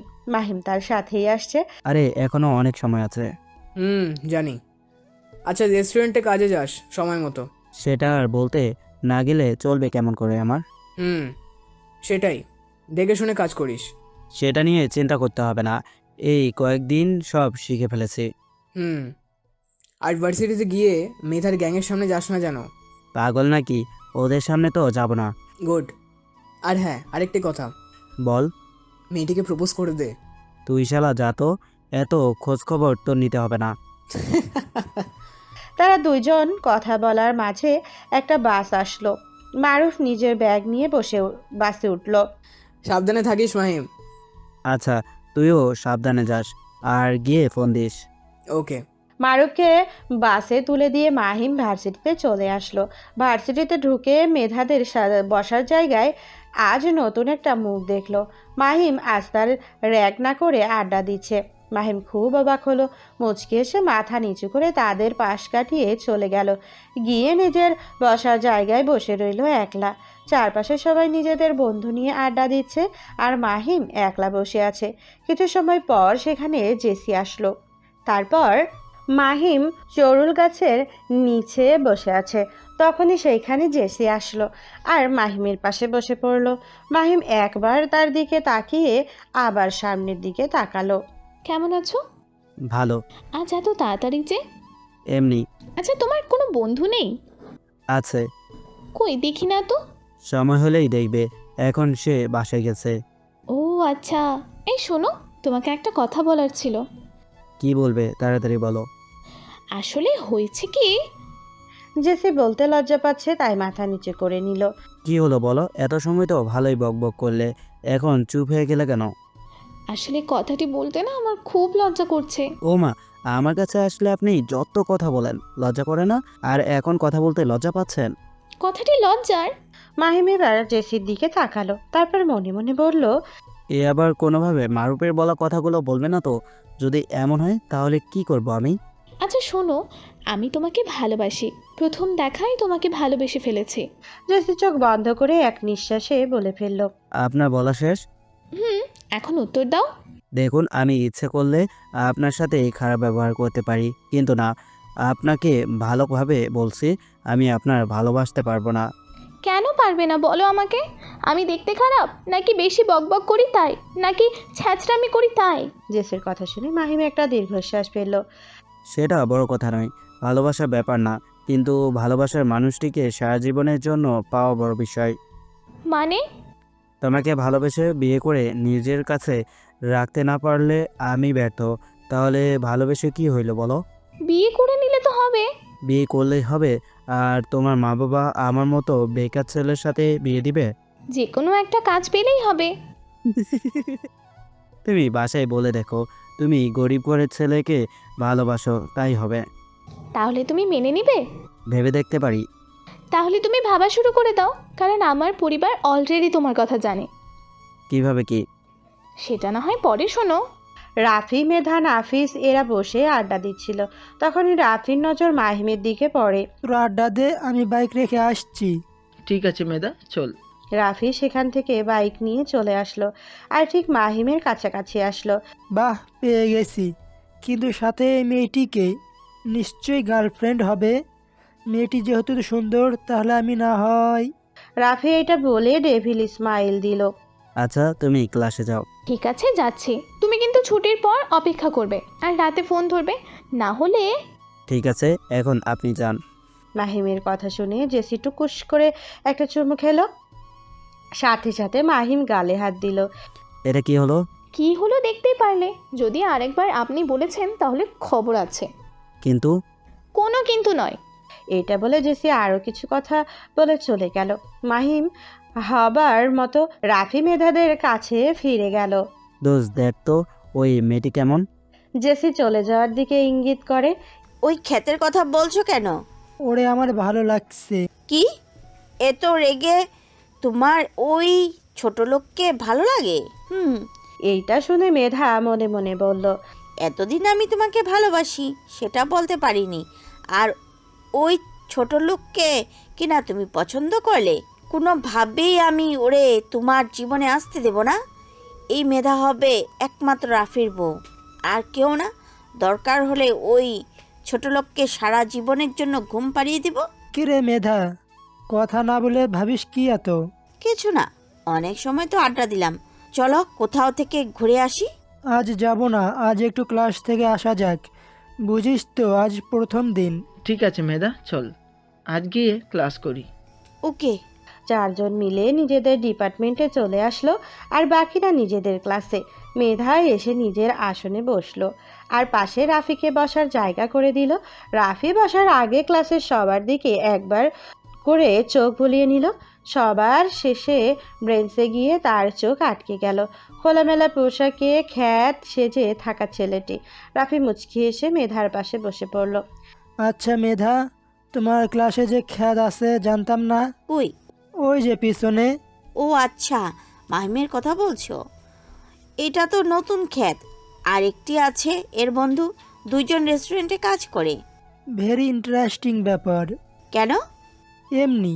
রাফি মাঝে মাঝে মাহিমের দিকে তাকাচ্ছে, যেটা মাহিমের নজরে খুব সহজেই ধরা পড়ল।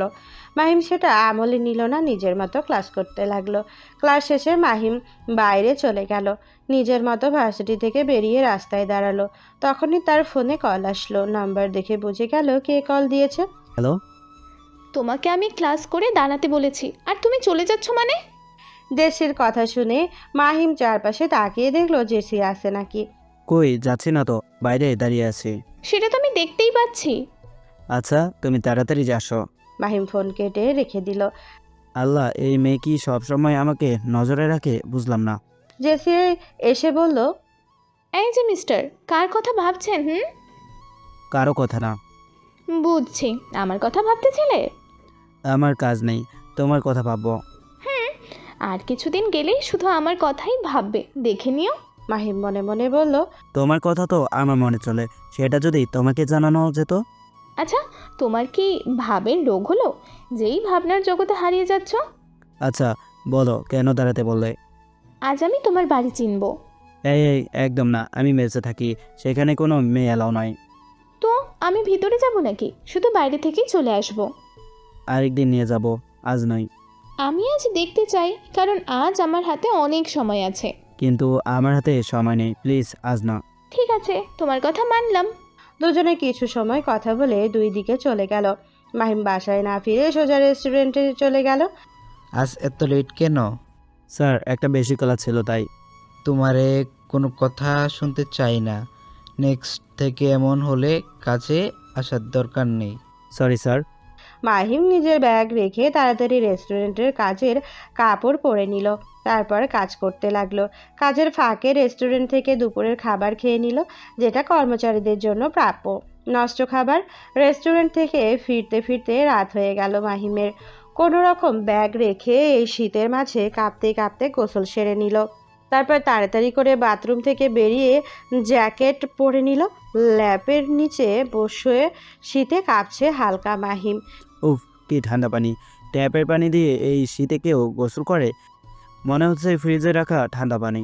বিড়বিড় করে কথাগুলো বলে মাহিম নিজের বাটন ফোনটি হাতে নিল। তখন খেয়াল করলো মারুফের কয়েকটি মিসড কল। তাই মাহিম ব্যাক করার জন্য ফোনটির লক খুলল। তারপর, ভাইয়া যে করেই হোক আমি এই মেয়ের লাশ দেখতে চাই। চিন্তা করিস না, আমার বোনের পথে যে আসবে আমি তাকেই শেষ করে দেব। ফোন যাবার সাথে সাথে মারুফ ফোন রিসিভ করলো। কিরে ভাই, ফোন রেখে কই গেছিস? ফোন দিচ্ছি, ধরছিস না? আরে ভাই বলিস না, রেস্টুরেন্টে থেকে ফিরে গোসল করে ল্যাপের মাঝে ঢুকলাম, প্রচুর শীত। তো এখন গোসল করতে কে বলছে? করছিস যখন শীতে, মারা খা। কখন পৌঁছেছিস? বিকেলে। পরিবারের সবাই কেমন আছে? ভালো। আচ্ছা, খাওয়া দাওয়া করে ঘুমিয়ে পড়িস। এই কয়েকদিন কথা হবে কি না জানি না। কেন, কি হয়েছে? আরে আমি যেখানে আছি সেখানে নেট পায় না, তাই তোর সাথে কথা হবে না। ওকে, ঠিক আছে। আর শোন, বল। ওই মেয়ে প্রপোজ করেছে। কে? আরে ওই যে সিনেমার মেয়েটি। আমি বলছিলাম তো, সে মেয়ে তোকে ভালোবাসে, দেখিস। এখন কি করব বল? তোর ভালো লাগছে, একসেপ্ট করিস। ও আচ্ছা। মেয়েটি মনে হয় সত্যি অনেক ভালোবাসে তোকে। অনেক পাগলামি করছে। এখন রাখছি ভাই। মারুফ ফোন কেটে দিল। মারুফ দাঁড়িয়ে আছে একটা অন্ধকার রুমে। ভালো ভালো, কাজটি শেষ করে ফিরতে পারলেই ভালো। কথাটি বলে কফির মগে চুমুক দিল। মাহিম গেম খেলা শুরু করবে, তখনই আবার ফোন বেজে উঠল। জেসি ফোন করেছে, তাই সাথে সাথে রিসিভ করলো। ওই, তোরে কখন থেকে ফোন দিচ্ছি, ফোন ব্যস্ত বলে কেন রে? কার সাথে কথা বলছিলে? মারুফ, ওর সাথে। মারুফ? কে এই মারুফ? আমার বন্ধু। ও আচ্ছা, তার পিক আছে তোমার কাছে? হঠাৎ এই কথা? না কিছু না। কি করো এখন? বসে আছি, তুমি? আমিও। রাতে খাইছো? না, একটু পরে। তুমি? সেম। আচ্ছা, কাল ভার্সিটিতে আসবে? ওকে। আর ওইটার উত্তর চাই। কোনটার? আমি যেই কথা বলছি সেটার। ভেবে দেখব। কাল যদি উত্তর না পাই ঠ্যাং ভেঙে দিব। রাখছি। Good night. মাহিম ফোন কেটে দিল আর ভাবতে লাগলো। জিএফ হওয়ার আগেই এত প্যারা দিচ্ছে, না জানি জিএফ হলে কি করবে। বাট মি লাভ হিম। কথাটি মনে মনে বলতে মুচকি হাসলো। মেধা নিজের বাড়িতে ফিরে সবকিছু তছনছ করে দিয়েছে। কেউ তাকে আটকাতে পারেনি। পুরো ঘর এলোমেলো হয়ে আছে। নিলয় বাসায় প্রবেশ করতেই চারপাশে তাকিয়ে অবাক হয়ে গেল। তাই কাজের লোককে ডাকলো। বাড়ির এই অবস্থা কেন? স্যার, ছোট ম্যাডাম আজ ভার্সিটিতে এসে এই সবই করেছি। কেন, কি হয়েছে? সেটা তো জানা নেই, কিন্তু খুব রেগেছিল। আচ্ছা ঠিক আছে, সব পরিষ্কার কর। নিলয় এই কথা বলে নিজের বোনের রুমে গেল। মেধা, বোন আমার, কি হয়েছে? কিছু না ভাইয়া। তাহলে এত রেগে আছো কেন? তুমি যাও আর আমাকে একলা থাকতে দাও। আরে যাবো তো, তার আগে শুনি মেধা কেন রেগে আছে। যে বাবার বাড়িতে না গিয়ে সোজা ভাইয়ের বাসায় আসছে, কিছু একটা হয়েছে, তাই তাড়াতাড়ি বলো। ভাইয়া, আমি একজনকে ভালোবাসি। ও তাই নাকি? কে সে? রাফি, কামরুল এমপির ছেলে। সেটা তো ভালো কথা, তো কি হয়েছে এতে? এক মেয়ে আমার আর তার মাঝে আসছে। কে সে যে আমার বোনের ভালোবাসার মাঝে এসেছে? এই দেখো ভাইয়া, এই মেয়ে। মেধা জেসির পিক দেখালো নিলয়কে। নিলয় পিক দেখে কিছু সময় তাকিয়ে রইল। ছি, মেয়েটাকে কোথায় যেন দেখেছি। ওর মতো ক্ষেতকে রাস্তাঘাটে দেখবে হয়তো। আচ্ছা তুই চিন্তা করিস না, এই মেয়েকে তোর রাস্তা থেকে সরিয়ে দেবো। কি করতে হবে তাই বল। একবারে সরিয়ে দাও, না হলে আমার পথের কাটা হবে। ওকে ঠিক আছে, কয়েকদিনের মাঝে কাজ হয়ে যাবে। ওই মেয়ের সাহস কত আমার বোনের রাস্তায় আসে। ওর মতো মেয়েকে সরাতে আমার বেশি সময় লাগবে না, বিকজ আই অ্যাম ডেভিল। কি ভাবছো ভাইয়া? কিছু না, এবার ফ্রেশ হয়ে এসে খাওয়া দাওয়া করে নে, আর রেগে থাকিস না। তুমি যাও, আমি আসছি। নিলয় নিজের বোনের রুম থেকে বেরিয়ে গেল। আর মেধা ভাবছে, রাফি শুধু আমার আর রাফির মাঝে যে আসবে তাকে সরিয়ে দিতে আমি কিচ্ছু ভাববো না। মাহিম রাতের খাওয়া দাওয়া করে কিছু সময় পড়তে বসলো। তার ঘুম আসছে না। বই নিয়ে পড়তে বসার কিছু সময় পর তার ফোন টুং করে একটা শব্দ হলো। ফোন হাতে নিয়ে দেখলো একটা মেসেজ আসছে। যেখানে পারিস না কেন সাবধানে থাকিস। আমার কাছে খবর আছে তোকে মারার জন্য কন্ট্যাক্ট দেওয়া হয়েছে। মাহিম মেসেজটা দেখে অবাক হলো, তারপর কিছু একটা ভেবে মুচকি হেসে মেসেজটি ডিলিট করে দিল। আল্লাহ জানে আবার কে কাকে মারবে। মেসেজটি ভুল মানুষের কাছে দিয়ে ফেলেছে, আমাকে আবার কে মারবে, যত সব। কথাটি মাহিম মনে মনে বলল। ডিনার টেবিলে বসে আছে জাহাঙ্গীর আলম, জাবেদা খাতুন, আর তাদের মেয়ে জেসি। বাসায় সবাই নূর বলে ডাকে। আমাদের ছেলেটাকে আর বাসায় নিয়ে আসতে পারলে না। জাবেদা, তুমি জানো তো তোমার ছেলে কেমন তেড়া, একবার যা বলে সেটাই করে। তাই বলে তাকে বাড়িতে নিয়ে আসার চেষ্টা করবে না? আমি তো আর কম করছি না, কিন্তু কোথায় ছদ্মবেশে আছে আল্লাহ জানে। তোমাদের চিন্তা করতে হবে না মা, ভাইয়া তো ঢাকা বিশ্ববিদ্যালয়ে পড়তো, আর আমিও সেখানে। খুব তাড়াতাড়ি আমার সামনে চলে আসবে ভাইয়া। সেটাই যেন হয় মা। আমার ব্যবসাতে যদি আজ তুই বসতিস তাহলে এত দূরে থাকতে হতো না, কিন্তু তিনি এমন বেআইনি কাজ করবেন না, যত সব বাইরে থাকছে ভালো হচ্ছে। জাহাঙ্গীর আলম মনে মনে কথাগুলো বলল। মা, বাবা, তোমাকে একটা কথা বলবো? হ্যাঁ মা, বল। মা, তুমি তো জানো আমি আমার মনের ছেলেটিকে পেয়েছি। তো আমি তাকে মনের কথা জানিয়েছি, কিন্তু সে মানতে নারাজ। কেন? আসলে আমার মা বাবা মানে তোমরা কেমন আর তাকে মেনে নেবে নাকি এই জন্য। কিন্তু আমি বলেছি আমার মা বাবা বেস্ট। ছেলেটি কেমন দেখতে আর কি করে? বাবা, ছেলেটি এখনো কিছু করে না আর গরিব হোক সমস্যা নেই, কিন্তু আমার মেয়েকে ভালো রাখলে হবে। তাই ভাবছি ভার্সিটি লাইফ শেষ হলে আমি আমার নিজের পরিচয় দিব আর তাকে এখানে নিয়ে আসব। বলিস কি, সে তোর আসল পরিচয় জানে না? না। আচ্ছা নূর, ছেলেটির ছবি দেখাতো। আচ্ছা মম। জেসি নিজের ফোন থেকে মাহিমের পিক বের করে নিজের মা বাবাকে দেখালো। মাশাআল্লাহ, ছেলেটা অনেক সুন্দর। ছবিটা আমাকে দে তো, আমি একটু খোঁজ খবর নিব। যতই হোক রাষ্ট্রপতির জামাই হবে বলে কথা। ঠিক আছে বাবা। জেসি নিজের ফোন থেকে মাহিমের পিক নিজের বাবার ফোনে দিল। তারপরে সবাই খাওয়া দাওয়া শেষ করে বিভিন্ন গল্প করতে লাগলো। জাহাঙ্গীর আলম উঠে নিজের রুমে চলে গেল, তারপরে একজনকে ফোন করলো। তবে একটা ফটো পাঠাচ্ছি, ছবির ছেলেটাকে যেভাবেই হোক দুনিয়া থেকে বিদায় করে দিবে, যত টাকা লাগে দিব। ঠিক আছে বস, আজ হয়ে যাবে, আপনি চিন্তা করবেন না। জাহাঙ্গীর আলম ফোন কেটে দিয়ে ডেভিল স্মাইল দিয়ে বলল, একটা সাধারণ ছেলে হবে নাকি রাষ্ট্রপতির মেয়ের জামাই, সেটা আমাকে মেনে নিতে হবে। পরের দিন জেসি একটু তাড়াতাড়ি ভার্সিটিতে এসে পৌঁছালো মাহিমের থেকে নিজের উত্তর পাওয়ার আশায়। কিন্তু সময় যেতে লাগলো, কিন্তু মাহিমের আশায় কোনো নাম নেই। আজ আসুক বেটা, সেই কখন ফোন করে বলেছি আজ তাড়াতাড়ি ভার্সিটিতে আসতে, কিন্তু বাপুর কোনো নামগন্ধ নেই। জেসি এইসব ভাবতেছিল, তখনই সেখানে রাফি নামে ছেলেটি আসলো। এই যে মিস, আমি কি আপনার পাশে বসতে পারি? জেসি এমনিতেই বিরক্ত ছিল মাহিমের ওপর, আবার অপরিচিত এক ছেলের থেকে পাশে বসার কথা শুনে মাথা ভিজে গেল। এত জায়গা থাকতে এখানে কেন বসতে হবে? যান ওইদিকে গিয়ে বসুন। তোমার পাশে তো বসতে চাই, কারণ কি জান তো যত সব। দেখো জেসি, আমি তোমাকে সোজাসুজি বলছি। এই 1 মিনিট, আপনি আমার নাম জানলেন কেমনে? সেটা আমার কাছে বেশি কষ্টের কিছু না, আমি তোমাকে ভালোবাসি। রাফির মুখে এই কথা শুনে জেসি অবাক হয়ে তাকিয়ে রইল। অপরিচিত এক ছেলে তাকে এইভাবে প্রপোজ করবে ভাবতে পারেনি।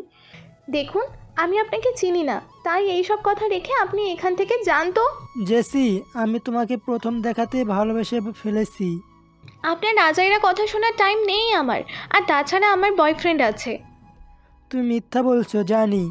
আরে আপনি বুঝতে পারছেন না আমার বয়ফ্রেন্ড আছে? তাও কেন এত জোর করছেন, ছ্যাঁচড়া ছেলে। কথাগুলো জেসি একটু জোরেই বলল, যেটা মিষ্টি শুনে আশেপাশে কিছু স্টুডেন্ট ছিল, তারা রাফির দিকে তাকালো। জেসি রাগ দেখিয়ে সামনে থেকে চলে গেল। তুমি যতই অস্বীকার করো না কেন, আমার ভালোবাসা ফাঁদে তোমাকে পড়তেই হবে, না হলে যে আমার কাজ হাসিল হবে না সুন্দরী। রাফি কথাগুলো বলেই মুচকি হেসে সেখান থেকে চলে গেল। এইদিকে মাহিম তাড়াহুড়ো করতে করতে ভার্সিটিতে প্রবেশ করলো, কারণ জেসি তাকে অনেক সময় আগে ফোন দিয়ে ভার্সিটিতে আসতে বলেছে, কিন্তু কাছে টাকা না থাকায় হেঁটে আসতে সময় লাগছে। প্রতিদিন মাহিম যে গাছের নিচে বসে সেখানে গিয়ে দেখলো জেসি নেই, তাই ফোন বের করে জেসিকে কল দিল। হ্যালো জেসি, তুমি কোথায়? তো মহাশয়, আপনি ভার্সিটিতে পৌঁছে থাকলে ভার্সিটি পিছন দিকে আসুন, আমি পুকুর পাড়ে বসে আছি। ঠিক আছে।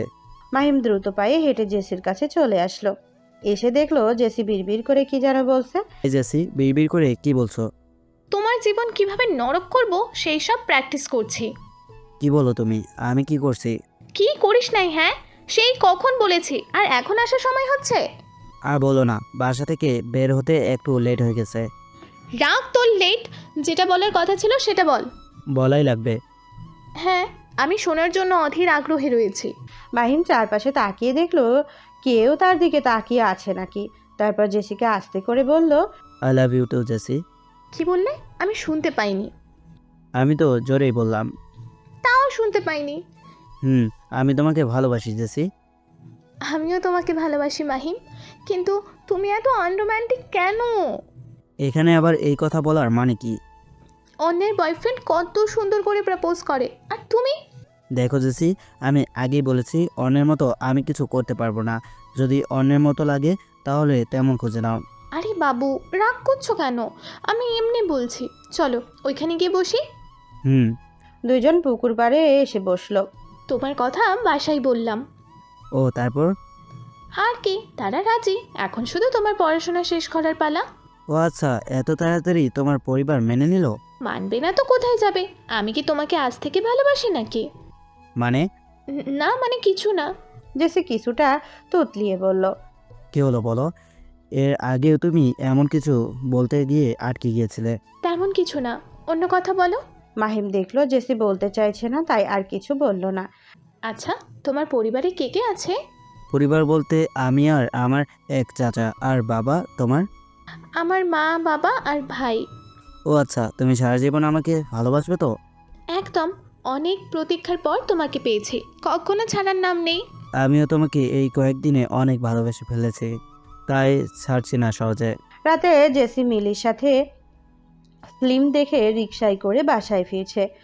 অনেকদিন পর মুভি দেখলাম, কি বলিস? হ্যাঁ দোস্ত, তাছাড়া আমি তোর সাথে কয়েকদিন দেখা হয়নি, এই সুযোগে এক সপ্তাহের গল্প হয়ে গেল। তো দুই বান্ধবীর কথা বলে আসছিল, তখনই তাদের রিকশা থেমে গেল। কি হলো মামা, রিকশা থামালে কেন? আফা, সামনে কারা যেন খাড়াইয়া আছে, হাতে বন্ধক। তাহলে পাশ কাটিয়ে চলে যান। পারবো না আফা, যেতে গেলেই জানে মেরে দিবে। এখন কি করব জেসি? জেসি সামনে তাকিয়ে দেখলো রাইফেল ধরা ব্যক্তিগুলো তাদের দিকে এগিয়ে আসছে। এই রিক্সাওয়ালা যদি জানের মায়া থাকে তাহলে এখান থেকে পালা। রিকশাওয়ালাকে আর পাইকে জানের ভয় সবারই আছে। রিকশা রেখে সেখান থেকে পগার পার। এই মামা, আমাদের রেখে কই যাচ্ছেন? আরে ফুলটুসি, সে এখন নিজের জান বাঁচানো ফরজ, তোমাদের দেখবে না। কে আপনারা, আর কেন আমাদের ঘিরে ধরেছেন? একটু পরে জানতে পারবে। ভাই, বস্তু বলেছিলে মেয়েটিকে নিয়ে যেতে, তাহলে এটা কি করব? কি আর করবি, পাশে নিয়ে গিয়ে মস্তি কর। ঠিক আছে ভাই। কয়েকটি লোক এসে মিলির হাত ধরে টানতে লাগলো। জেসি আর মিলি মিলে ছাড়ানোর চেষ্টা করছে, কিন্তু পারছে না। দুইজন চিৎকার করে সাহায্য চাইছে। প্লিজ, কেউ আমাদের বাঁচান, হেল্প! ছেড়ে দে। কে তোরা, আর কেন ধরে নিয়ে যাচ্ছিস? কেন ধরছি জানতে হবে না, কিন্তু ওপর থেকে তোকে মারার অর্ডার আছে। তোদের কাউকে ছাড়বে না যদি আমার বাবা জানতে পারে। কে তোর বাবা? কোন দেশের মন্ত্রী? লোকটির কথা শুনে জেসি চুপ হয়ে গেল। কি বলবে ভেবে পাচ্ছে না। মিলি আছে তাই সত্যি কথা বলতে পারছে না, আর এদের সাথে মোকাবেলা করতেও পারছে না। জেসিকে চুপ হয়ে যেতে দেখে সবাই হাহা করে হাসতে লাগলো। মিলিকে জোর করে অন্যদিকে নিয়ে যেতে লাগলো। জেসিকে নিয়ে গাড়ির দিকে জেসি সব কিছু ভুলে ফাইট করার সিদ্ধান্ত নিল। না, চুপ হয়ে থাকলে আর চলবে না, না হলে মিলির সর্বনাশ হয়ে যাবে, সাথে আমারও। এই কথা বলে জেসি নিজের মনকে আশ্বাস দিয়ে যখন তাকে ধরতে থাকা ব্যক্তিগুলোকে মারতে যাবে, অমনি সেখানে বাইক নিয়ে এক ব্যক্তির এন্ট্রি হলো। সাই করে বাইক নিয়ে এসে জেসিকে ধরে থাকা ব্যক্তির মুখে বড় হাতুড়ি দিয়ে বাড়ি মারলো। লোকটির মুখ থেকে রক্ত বেরিয়ে গেল। ব্যক্তিটি ঝড়ের গতিতে মিলির কাছে গিয়ে তাকে ধরে রাখা ব্যক্তির খুব সহজেই মেরে ফেলল। কে তুই, আর আমাদের কাজে বাধা দিচ্ছিস কেন? তুই জানিস না আমি কে? লোকটির কথা শুনে অপরিচিত বাইক নিয়ে আসা লোকটি বাইক থামিয়ে বলল, কে তুই শুনি? মাফিয়া কিং নিলয়ের লোক। সামান্য একজন কিং, সে আমার কি ক্ষতি করবে? আগে তোরা তো বেঁচে দেখা। অচেনা লোকটিকে বোঝা মুশকিল, কারণ তার মুখে মাস্ক পরা, পুরো মুখ ঢেকে আছে। বাকিরা গুলি করতে গেলে শাট করে নিজের বন্দুক দিয়ে সবার হাতে পায়ে গুলি করে দিল। অপরিচিত ব্যক্তিটি সবাইকে মারা শেষে আবার নিজের বাইকে উঠে বসলো। মেয়ে, তোমরা তাড়াতাড়ি এখান থেকে চলে যাও, সামনে রিক্সা দাঁড়িয়ে আছে তোমাদের জন্য। অপরিচিত ব্যক্তির কথা শুনে জেসি আর মিলি কিছুই বলল না। এমনিতে ভয় পেয়ে আছে, তাই বিনা বাক্যে সেখান থেকে চলে যেতে লাগলো। কিন্তু যাওয়ার আগে তাদের কানে একটা কথা পৌঁছালো। তোদের বসকে বলে দিস, রহস্যময় কখনো কাউকে ভয় পায় না, উল্টো তাকে সবাই ভয় পায়। কথাটি বলে বাইক নিয়ে লোকটি চলে গেল, আর বাকিরা চিৎকার করে গড়াগড়ি খেতে লাগলো। সেদিন রাতের ঘটনার পর কয়েকদিন কেটে গেছে। জেসি আর মিলি সেই ঘটনা কাউকে বলেনি, নিজেরা স্বাভাবিক থেকেই চলাফেরা করেছে। মাহিমের সাথে জেসির ভালোবাসার খুব ভালো চলছে, কিন্তু রাফি নামের ছেলেটি তাদের খুব ডিস্টার্ব করছে। কিন্তু কিছু বলতেও পারছে না, কারণ মাহিমের তেমন ক্ষমতা নেই যে রাফির বাবার সাথে লড়বে। ভাইয়া, তোমাকে একটা কাজ করতে দিয়েছিলাম, আর তুমি সেটা সম্পূর্ণ করোনি। মিধা, এই মেয়েকে মারতে লোক পাঠিয়েছিলাম, কিন্তু ওরাই মার খেয়ে ফিরে আসছে। আমি এসব শুনতে চাই না। তুমি যা করার তাড়াতাড়ি করো, না হলে আমি নিজেই কিন্তু। আরে পাগলি বোন আমার, আমি কাজে বিজি ছিলাম, তাই এদিকে খেয়াল করি নাই। তোর কিছু করতে হবে না, আমি সব করব। মনে থাকে যেন। ঠিক আছে, মনে থাকবে। মেধা নিজের ভাইয়ের সাথে কথা বলে বাড়ি থেকে বেরিয়ে গেল। দেখতে দেখতে আরও 2 দিন কেটে গেল। মারুফ নিজের কাজ শেষ করে মেসে ফিরে এসেছে গতকাল রাতে। আজ 2 বন্ধু মিলে ভার্সিটিতে যাচ্ছে। দোস্ত, প্রেম তো ভালোই করলি, আজ কিন্তু ভাবিকে দেখাতে হবে। আরে চল দেখাবো। আর জেসিও তোকে দেখার জন্য বসে আছে, তোর নাম শুনলে তোরে দেখতে চায়। আমারও সেম অবস্থা। আল্লাহ জানেন তোদের দুজনকে দেখার জন্য এত ব্যাকুল কেন। চল তো ভাই। 2 বন্ধু মিলে কথা বলতে বলতে ভার্সিটিতে যেতে লাগলো।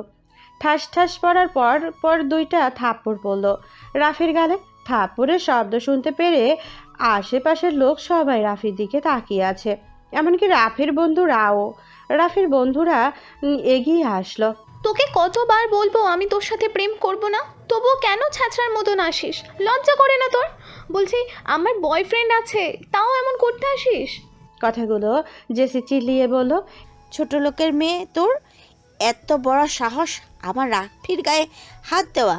তোকে আজ বুঝিয়ে দেব এই মেধা কি জিনিস। এইটা বলে মেধা জেসির দিকে এগিয়ে আসলো, কিন্তু রাফি তার হাত ধরে আটকে দিল। ও তোমাকে মারছে আর তুমি কিছু বলছো না, আবার উল্টা আমাকে আটকে দিচ্ছ। তোমার কিছুই করতে হবে না, যা করার আমি করছি। মিলি জেসির কানের কাছে এসে বলল। এটা তুই কি করলি? তুই আবার ঝামেলা করতে গেলি কেন? তো কি করব বল, আর কত সহ্য করব বল? তুই হয়তো আমাকে চিনিস না, আমি হলাম ঢাকার সিটির মেয়রের ছেলে, আর তুই আমাকে মারিস? রাফির ইশারা দেওয়া মাত্র কয়েকজন এসে চারপাশ থেকে ঘিরে দাঁড়ালো জেসিকে। আশেপাশে ছাত্রছাত্রী বিনা টিকিটে মুভি দেখছে, এমন আয়েসে সবাই দাঁড়িয়ে আছে। রাফি গিয়ে জেসির হাত মুচড়ে ধরলো। হ্যাঁ ছাড় বলছি, না হলে খুব খারাপ হয়ে যাবে। কিছু হবে না, কে আমাকে আটকাবে? তোর বয়ফ্রেন্ড? রাফি গিয়ে জেসির ওড়না কেড়ে নিল, সাথে সাথে জেসি নিজের বুকের ওপর ব্যাগ দিয়ে চেপে ধরলো।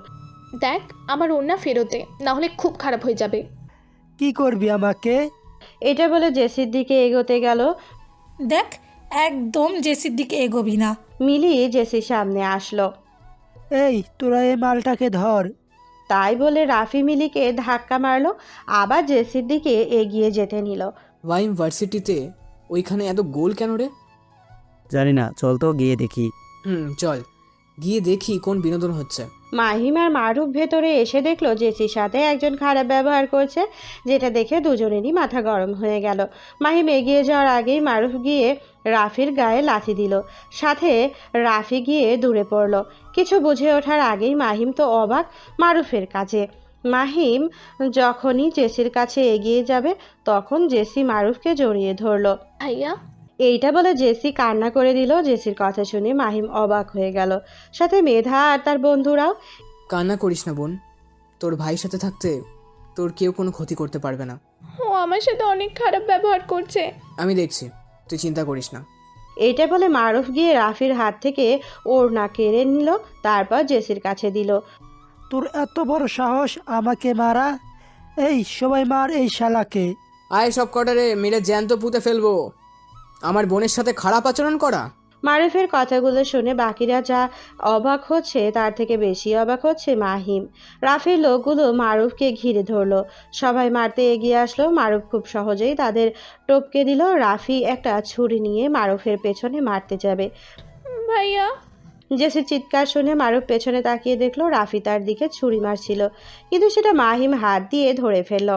মাহিমের হাত থেকে গল গল করে রক্ত গড়িয়ে পড়লো। মাহিম, আজও তুই? বাদ দে, তুই তোর কাজ শেষ কর। মাহিম গিয়ে রাফিকে মারতে লাগলো, মেরে মেরে রক্ত বের করে ফেললো। মারুফের এমন রূপ দেখে নাফিস এগিয়ে আসতে ভয় পাচ্ছে। মেধা কি করবে ভেবে পাচ্ছে না। আজকের মতো ছেড়ে দিলাম। আর যদি আমার বোনের আশেপাশে বা কোনো মেয়ের আশেপাশে দেখি, তোর খবর আছে। মাহিম রক্ত হাতে জেসি আর মারুফের দিকে তাকিয়ে আছে। জেসি মাহিমের হাত দেখে সাথে সাথে এগিয়ে আসতে গেল। তার আগেই মারুফ গিয়ে নিজের রুমাল বের করে মাহিমের হাত পেঁচিয়ে ধরলো। তুই আর ভালো হলি না, সেদিনের মতো আজ পিছনে থেকে বাঁচিয়ে নিলি। বন্ধু বিপদে পড়লে তাকে তো বাঁচাতে হবেই। জেসি, তুই বাসায় চলে যা, আমি মাহিমকে নিয়ে ডাক্তারের কাছে যাচ্ছি। ভাইয়া, আমিও তোমার সাথে যেতে চাই। আচ্ছা, আয়। মাহিম একবার জেসির দিকে তাকিয়ে আবার সামনে হাঁটা ধরলো। তোদেরকে আমি ছাড়বো না। আর মারুফ, তুই আমার রাফিকে মারছিস, এর ফল ভালো হবে না। যা পারিস করে নিস, পোশাক দেখে মানুষকে হিসাব করতে আসিস না, পস্তাতে হবে। রাফি বলল, সাবধানে থাকিস। মারুফ কথা না বাড়িয়ে ভার্সিটি থেকে বেরিয়ে গেল। সাথে জেসি অটোতে উঠে তারা হসপিটালে চলে গেল। জেসি, তুই মাহিমের হাত ধর, আমি ভাড়া মিটিয়ে দিচ্ছি। আচ্ছা ভাইয়া। লাগবে না, আমি ধরছি। তাই বলে মাহিম নিজের হাত ধরে হসপিটালের মাঝে চলে গেল। আর জেসি অবাক হয়ে তাকিয়ে রইল। কি রে, মাহিম কোথায় গেল? ও তো ভেতরে গেল। দুজনে ভেতরে চলে আসলো। মাহিমের হাত ড্রেসিং করিয়ে দিল। মারুফ জেসিকে এক পাশে নিয়ে গেল। নূর, তুই এইভাবে ভার্সিটিতে কেন? ভাইয়া, সব পরে বলবো, আগে বলো মাহিমকে তুমি কিভাবে চিনো? ও আমার বন্ধু, কিন্তু তুই চিনলি কিভাবে? ও আচ্ছা, শোনো, পরে দেখা করে সব বলবো। আচ্ছা। কিছুটা সন্দেহ দৃষ্টিতে জেসির দিকে তাকালো। মাহিমের কাছে আসলো, তারপর ডাক্তারের কাছ থেকে প্রেসক্রিপশন নিয়ে মেডিসিন নিল। নূর, তুই বাসায় যা, মানে যেখানে থাকিস। আচ্ছা ভাইয়া, আসি, সাবধানে থাকবে। মাহিমকে বলল। মাহিম শুধু মাথা ঝাঁকালো। জেসি চলে গেল। দুইজন নিজেদের মেসে চলে আসলো। ভাইয়া, আমি ওরে ভালোবাসি, তুমি বুঝতে পারছো? কিন্তু বোন, তাই বলে ওরে তুই? হ্যাঁ, কারণ ওই সেই ছেলেটি যারে আমি অনেক দিন থেকেই ভালোবাসি। রাতে একটা রেস্টুরেন্টে প্রাইভেট রুমে বসে আছে জেসি আর মারুফ। দুই ভাই বোন খাওয়া দাওয়া করলো। তুই ভার্সিটিতে আসিস, আমাকে বলিসনি তো? কিভাবে বলবো, তোমাকে তো খুঁজে পাওয়া মুশকিল, বাসায় তো যোগাযোগ রাখুনি। সেটাও ঠিক। তো আম্মু কেমন আছে? আছে কোনো রকম, বাসায় তোমার নাম সব সময় বলে। আচ্ছা, তুমি কোন কারণে বাসা ছেড়ে চলে আসছো বলো তো? তুই ছোট, এই সব বুঝবি না। ভাইয়া, মাহিম কেমন আছে? ভালো, মেডিসিন খেলে ঠিক হয়ে যাবে। ও আচ্ছা। আমার সাথে বন্ধুত্ব হওয়ার পর থেকে সাহায্য করে যাচ্ছে ছেলেটি, অনেক ভালো। ভাইয়া, তোমাকে একটা কথা বলার ছিল। বল। ভাইয়া, আমি আর মাহিম একে অপরকে ভালোবাসি। কি? কবে থেকে? 1 মাস হচ্ছে। তাহলে তুই সেই মেয়েটি যে কিনা মাহিমকে... এটা বলে মারুফ দীর্ঘশ্বাস ফেলল। আমার বিষয়ে তুমি কি জানো জানি না, কিন্তু আমি মাহিমকে খুব ভালোবাসি। কিন্তু আমি চাই না তুই মাহিমের সাথে রিলেশন করিস। ভাইয়া, আমি মাহিমকে ছাড়া ভালো থাকবো না। কেন ভালো থাকবি না বল? মাত্র কয়েকদিনের ভালোবাসা। ভাইয়া, তুমি হয়তো ভুলে যাচ্ছ, আমি একজনকে ভালোবাসতাম। তো? মাহিম সে। ওই দিন রাতে মাহিম ছিল। তাই নাকি? আচ্ছা, আমি ভেবে দেখব। তুই এখন বাসায় যা। মারুফ খুশি হয়েছে হয়তো জেসির কথা শুনে। ভাইয়া, বাসায় কবে আসছো? সঠিক সময় হলে আমি নিজেই আসবো, মমকে কিছু বলার দরকার নেই। ঠিক আছে, বাই। জেসি বিদায় নিয়ে রেস্টুরেন্টে থেকে চলে গেল। আর মারুফ মাহিমের জন্য খাবার নিয়ে রেস্টুরেন্ট থেকে বেরিয়ে গেল। গোল টেবিলে বসে আছে কিছু মাফিয়া ডন, যারা এর আগেও একত্রিত হয়েছে। আজ হয়তো তাদের ফাইনাল মিটিং। প্রিন্সকে মারতে আর কদিন লাগবে? বেশি দিন লাগবে না, রাফু তো সময় চেয়েছে 2 দিন, দেখি কি করে। আমাদের ডিলগুলো একদম পাকাপাকিভাবে পূর্ণ হয়েছে, এর জন্য পার্টি হবে নিশ্চয়ই। জোকার কিং, চিন্তা করবেন না, খুব শীঘ্রই সেই সব হবে। এটা কথা কিন্তু সত্যি, সেই পরিচিত ব্যক্তি যদি আমাদের সাহায্য না করতো তাহলে আমরা কোনোভাবেই সফল হতাম না। কিন্তু বস কে সে? সেটা জানি না, কিন্তু আমাদের শুভাকাঙ্ক্ষী হবে, সে সব সময় আমাদের পাশে থাকবে। তাহলে তো ভালোই, রকস্টার সিটি খুব তাড়াতাড়ি আমাদের হবে। হ্যাঁ, এই রকস্টার সিটির বাদশাহ দ্য কিলার মারলে আমি হব বাদশাহ। জোকার কিং মনে মনে এইটা বলে হাসলো, কিন্তু সে জানে না তার থেকেও বড় খেলোয়াড়রা আছে যার কাছে জোকার কিং চুনোপুটি। মারুফ হাসি মুখে রুমের মাঝে প্রবেশ করলো, দেখলো মাহিম নিজের বাটন ফোনটি নিয়ে গেম খেলছে। কিরে, সারাদিন কি গেম খেলবি? তাছাড়া আর কি করব বল। আচ্ছা, ওইটা রেখে আবার খাবার খেয়ে নে। কিভাবে খাবো ভাই, দেখছিস তো হাত ব্যান্ডেজ করা। আচ্ছা ঠিক আছে, আমি খাইয়ে দিচ্ছি। ঠিক আছে দে। মারুফ নিজের ফ্রেশ হয়ে এসে মাহিমকে বিরিয়ানি খাইয়ে দিতে লাগলো। আচ্ছা মারুফ, তুই কি আমার থেকে কিছু লুকাচ্ছিস? মারুফ কিছু তুতলিয়ে বলল, তোর থেকে আমি কি লুকাবো বল? কিছু লুকানোর আছে নাকি? তাহলে তুতলিয়ে কথা বললি কেন? তুই হঠাৎই প্রশ্ন করলি তাই। ও আচ্ছা, কোনোদিন যদি জানতে পেরেছি তুই আমার থেকে কিছু লুকাইছিস তাহলে দেখিস তোর খবর আছে। মাহিম কি কোনোভাবেই আমার পরিচয় সম্পর্কে জেনে গেছে? ও কি জানে নূর কার মেয়ে? যদি জেনে থাকে তাহলে... কথাগুলো মারুফ নিজের মনে মনে ভেবে মাহিমকে জিজ্ঞেস করলো। আচ্ছা, তোর জিএফকে তো দেখা হলো না? খুব তাড়াতাড়ি তোদের দেখা করাবো। কথাটি বলে মাহিম মুচকি হাসলো। দেখতে দেখতে 1 সপ্তাহ কেটে গেল। মাহিমের হাত একদমই ঠিক। এই কয়েকদিন জেসি অনেক ফোন দিয়েছে, কিন্তু মাহিম ফোন রিসিভ করেনি। জেসি মারুফকে ফোন দিয়ে জিজ্ঞেস করতে পারছে না মাহিমের কথা। সে পড়েছে এক মুশকিলে, বারান্দায় দাঁড়িয়ে নিজের ফোনের দিকে তাকিয়ে আছে। জেসি কোনো কারণে তার খুব কান্না পাচ্ছে। মাহিম, হঠাৎ তোমার কি হলো যার জন্য তুমি আমার ফোন ধরছো না? কি এমন ভুল করেছি আমি? একটাবার কি ফোন দেওয়া যেত না? নাকি আমার আর ভাইয়ার সম্পর্কে জেনে আমার থেকে এড়িয়ে চলছো? শিট, এই কথা আগে মনে পড়েনি কেন? জেসির এই কথাগুলো বলে নিজের মাথায় চাপড় দিল, তারপর নিজে ভাই মারুফকে ফোন দিল। হ্যালো ভাইয়া, তুমি কি ফ্রি আছো? হ্যাঁ নূর, আছি। কিছু বলবি? ভাইয়া, তোমার বন্ধুর কি হয়েছে? আমার ফোন ধরছে না কেন? ও আচ্ছা, এই জন্য ভাইয়ার কথা মনে পড়ছে। বেশি হেয়ালি না করে যেটা জিজ্ঞেস করছি সেটা বলো। সে ঠিক আছে, আর কেন ফোন ধরছে না আমি জানি না। আমার মনে হয় তোমার আমার সম্পর্কে জেনে সে আমাকে এড়িয়ে চলছে। ও, তো কি করতে হবে? তুমি আমাদের সম্পর্ক সব বলবে, আর সেটা আজ রাতের মাঝেই। কিন্তু... কোনো কিন্তু নয়, যেটা বললাম সেটা করবে। ঠিক আছে বোন, এখন রাখ।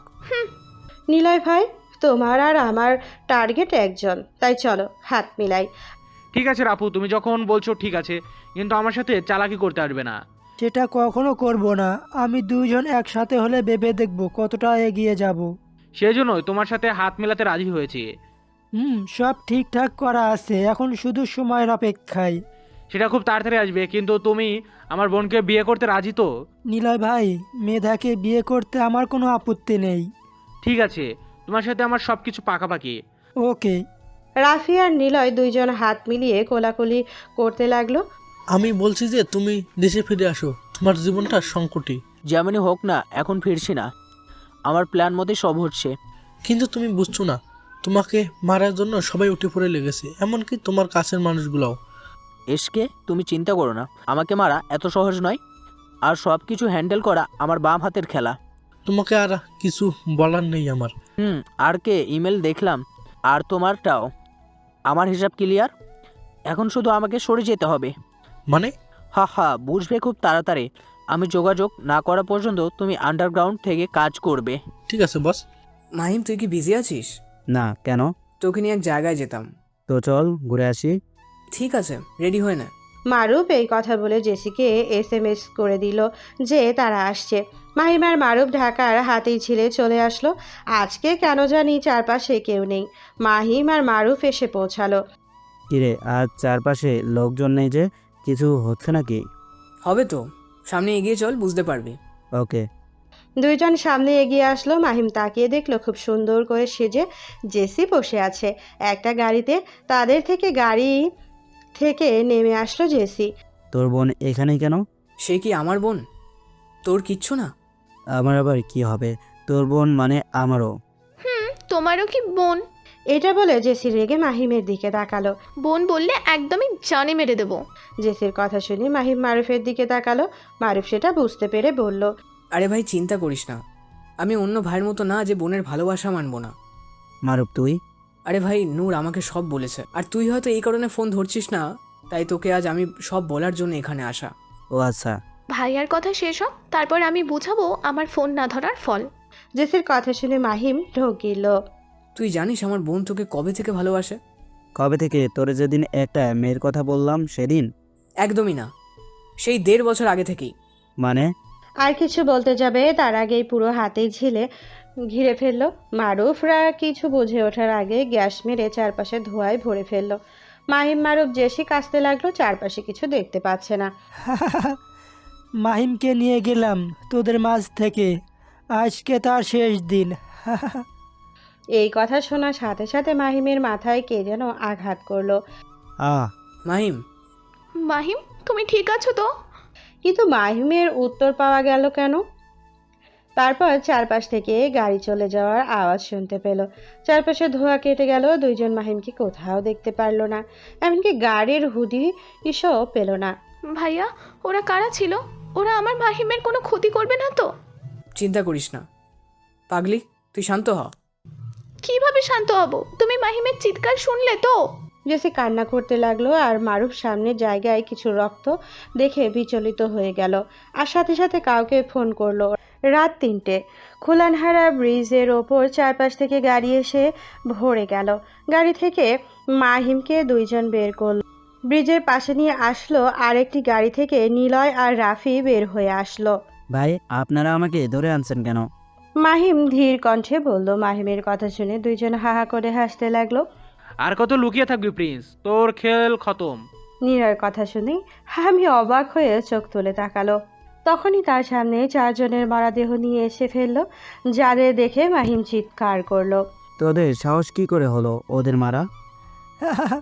প্রিন্স, তোর স্পেশাল বডিগার্ড ওদের তো শেষ করে দিয়েছি, এবার তোর পালা। রাফির কথা শুনে মাহিম জোর করে সবাইকে মেরে তাদের দিকে এগিয়ে আসতে লাগলো। তখনই মাহিমের বাম হাতে একটা গুলি এসে লাগলো। মাহিম ছিটকে দৌড়ে পড়লো। রাফি গিয়ে মাহিমের কাছে বলল, এটা তোর দেশ নয়, তা বাহাদুরি চলবে না, এটা আমার দেশ। মাহিম কিছু বলল না, উঠে রাফিকে একটা কিক মারলো। রাফি দূরে এসে পড়লো।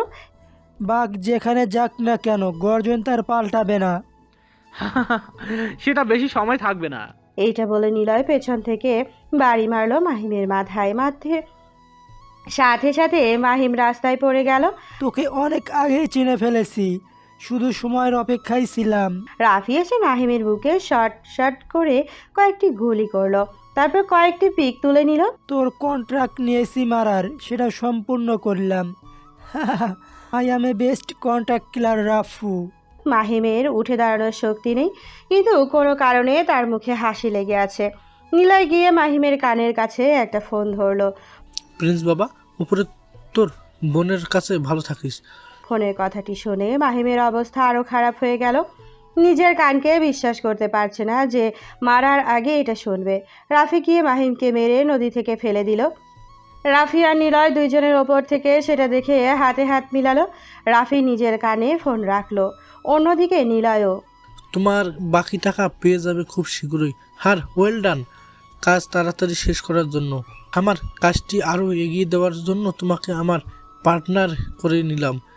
ডেভিল খুব তাড়াতাড়ি তোমাকে আমার কাছে নিয়ে আসবো। আর সেটা বলে ফোনের ওই পাশের ব্যক্তি হাসতে লাগলো। মাহিম নদীতে পড়তে পড়তে তার চোখের কোণা দিয়ে জল গড়িয়ে পড়লো। চোখের সামনে নিজের অতীত, নিজের বোনের মুখটা ভেসে উঠতে লাগলো। এত ভাবিস না ভাই, শেষ থেকে আবার শুরু হবে তোর খেলা শুরু। মাহিম নদীতে পড়তে পড়তে কেউ একজন তার কানের কাছে কথাগুলো বলল মনে হলো। সেটা শুনে মাহিম মুচকি হেসে বলল, হ্যাঁ সিস্টার, তোর কথাই হবে, টেস্ট থেকে আবার শুরু, প্ল্যান সেট আপ। থপাস করে নদীতে পড়লো। সাথে সাথে নদীর অতল গভীরে হারিয়ে গেল মাহিম। স্রোতে ভেসে কোথায় যাবে ঠিক নেই। ওপর থেকে রাফি, নিলয় আর লুকিয়ে থাকা অপরিচিত লোকটি সেখান থেকে চলে গেল। কে ছিল সেটা অজানা।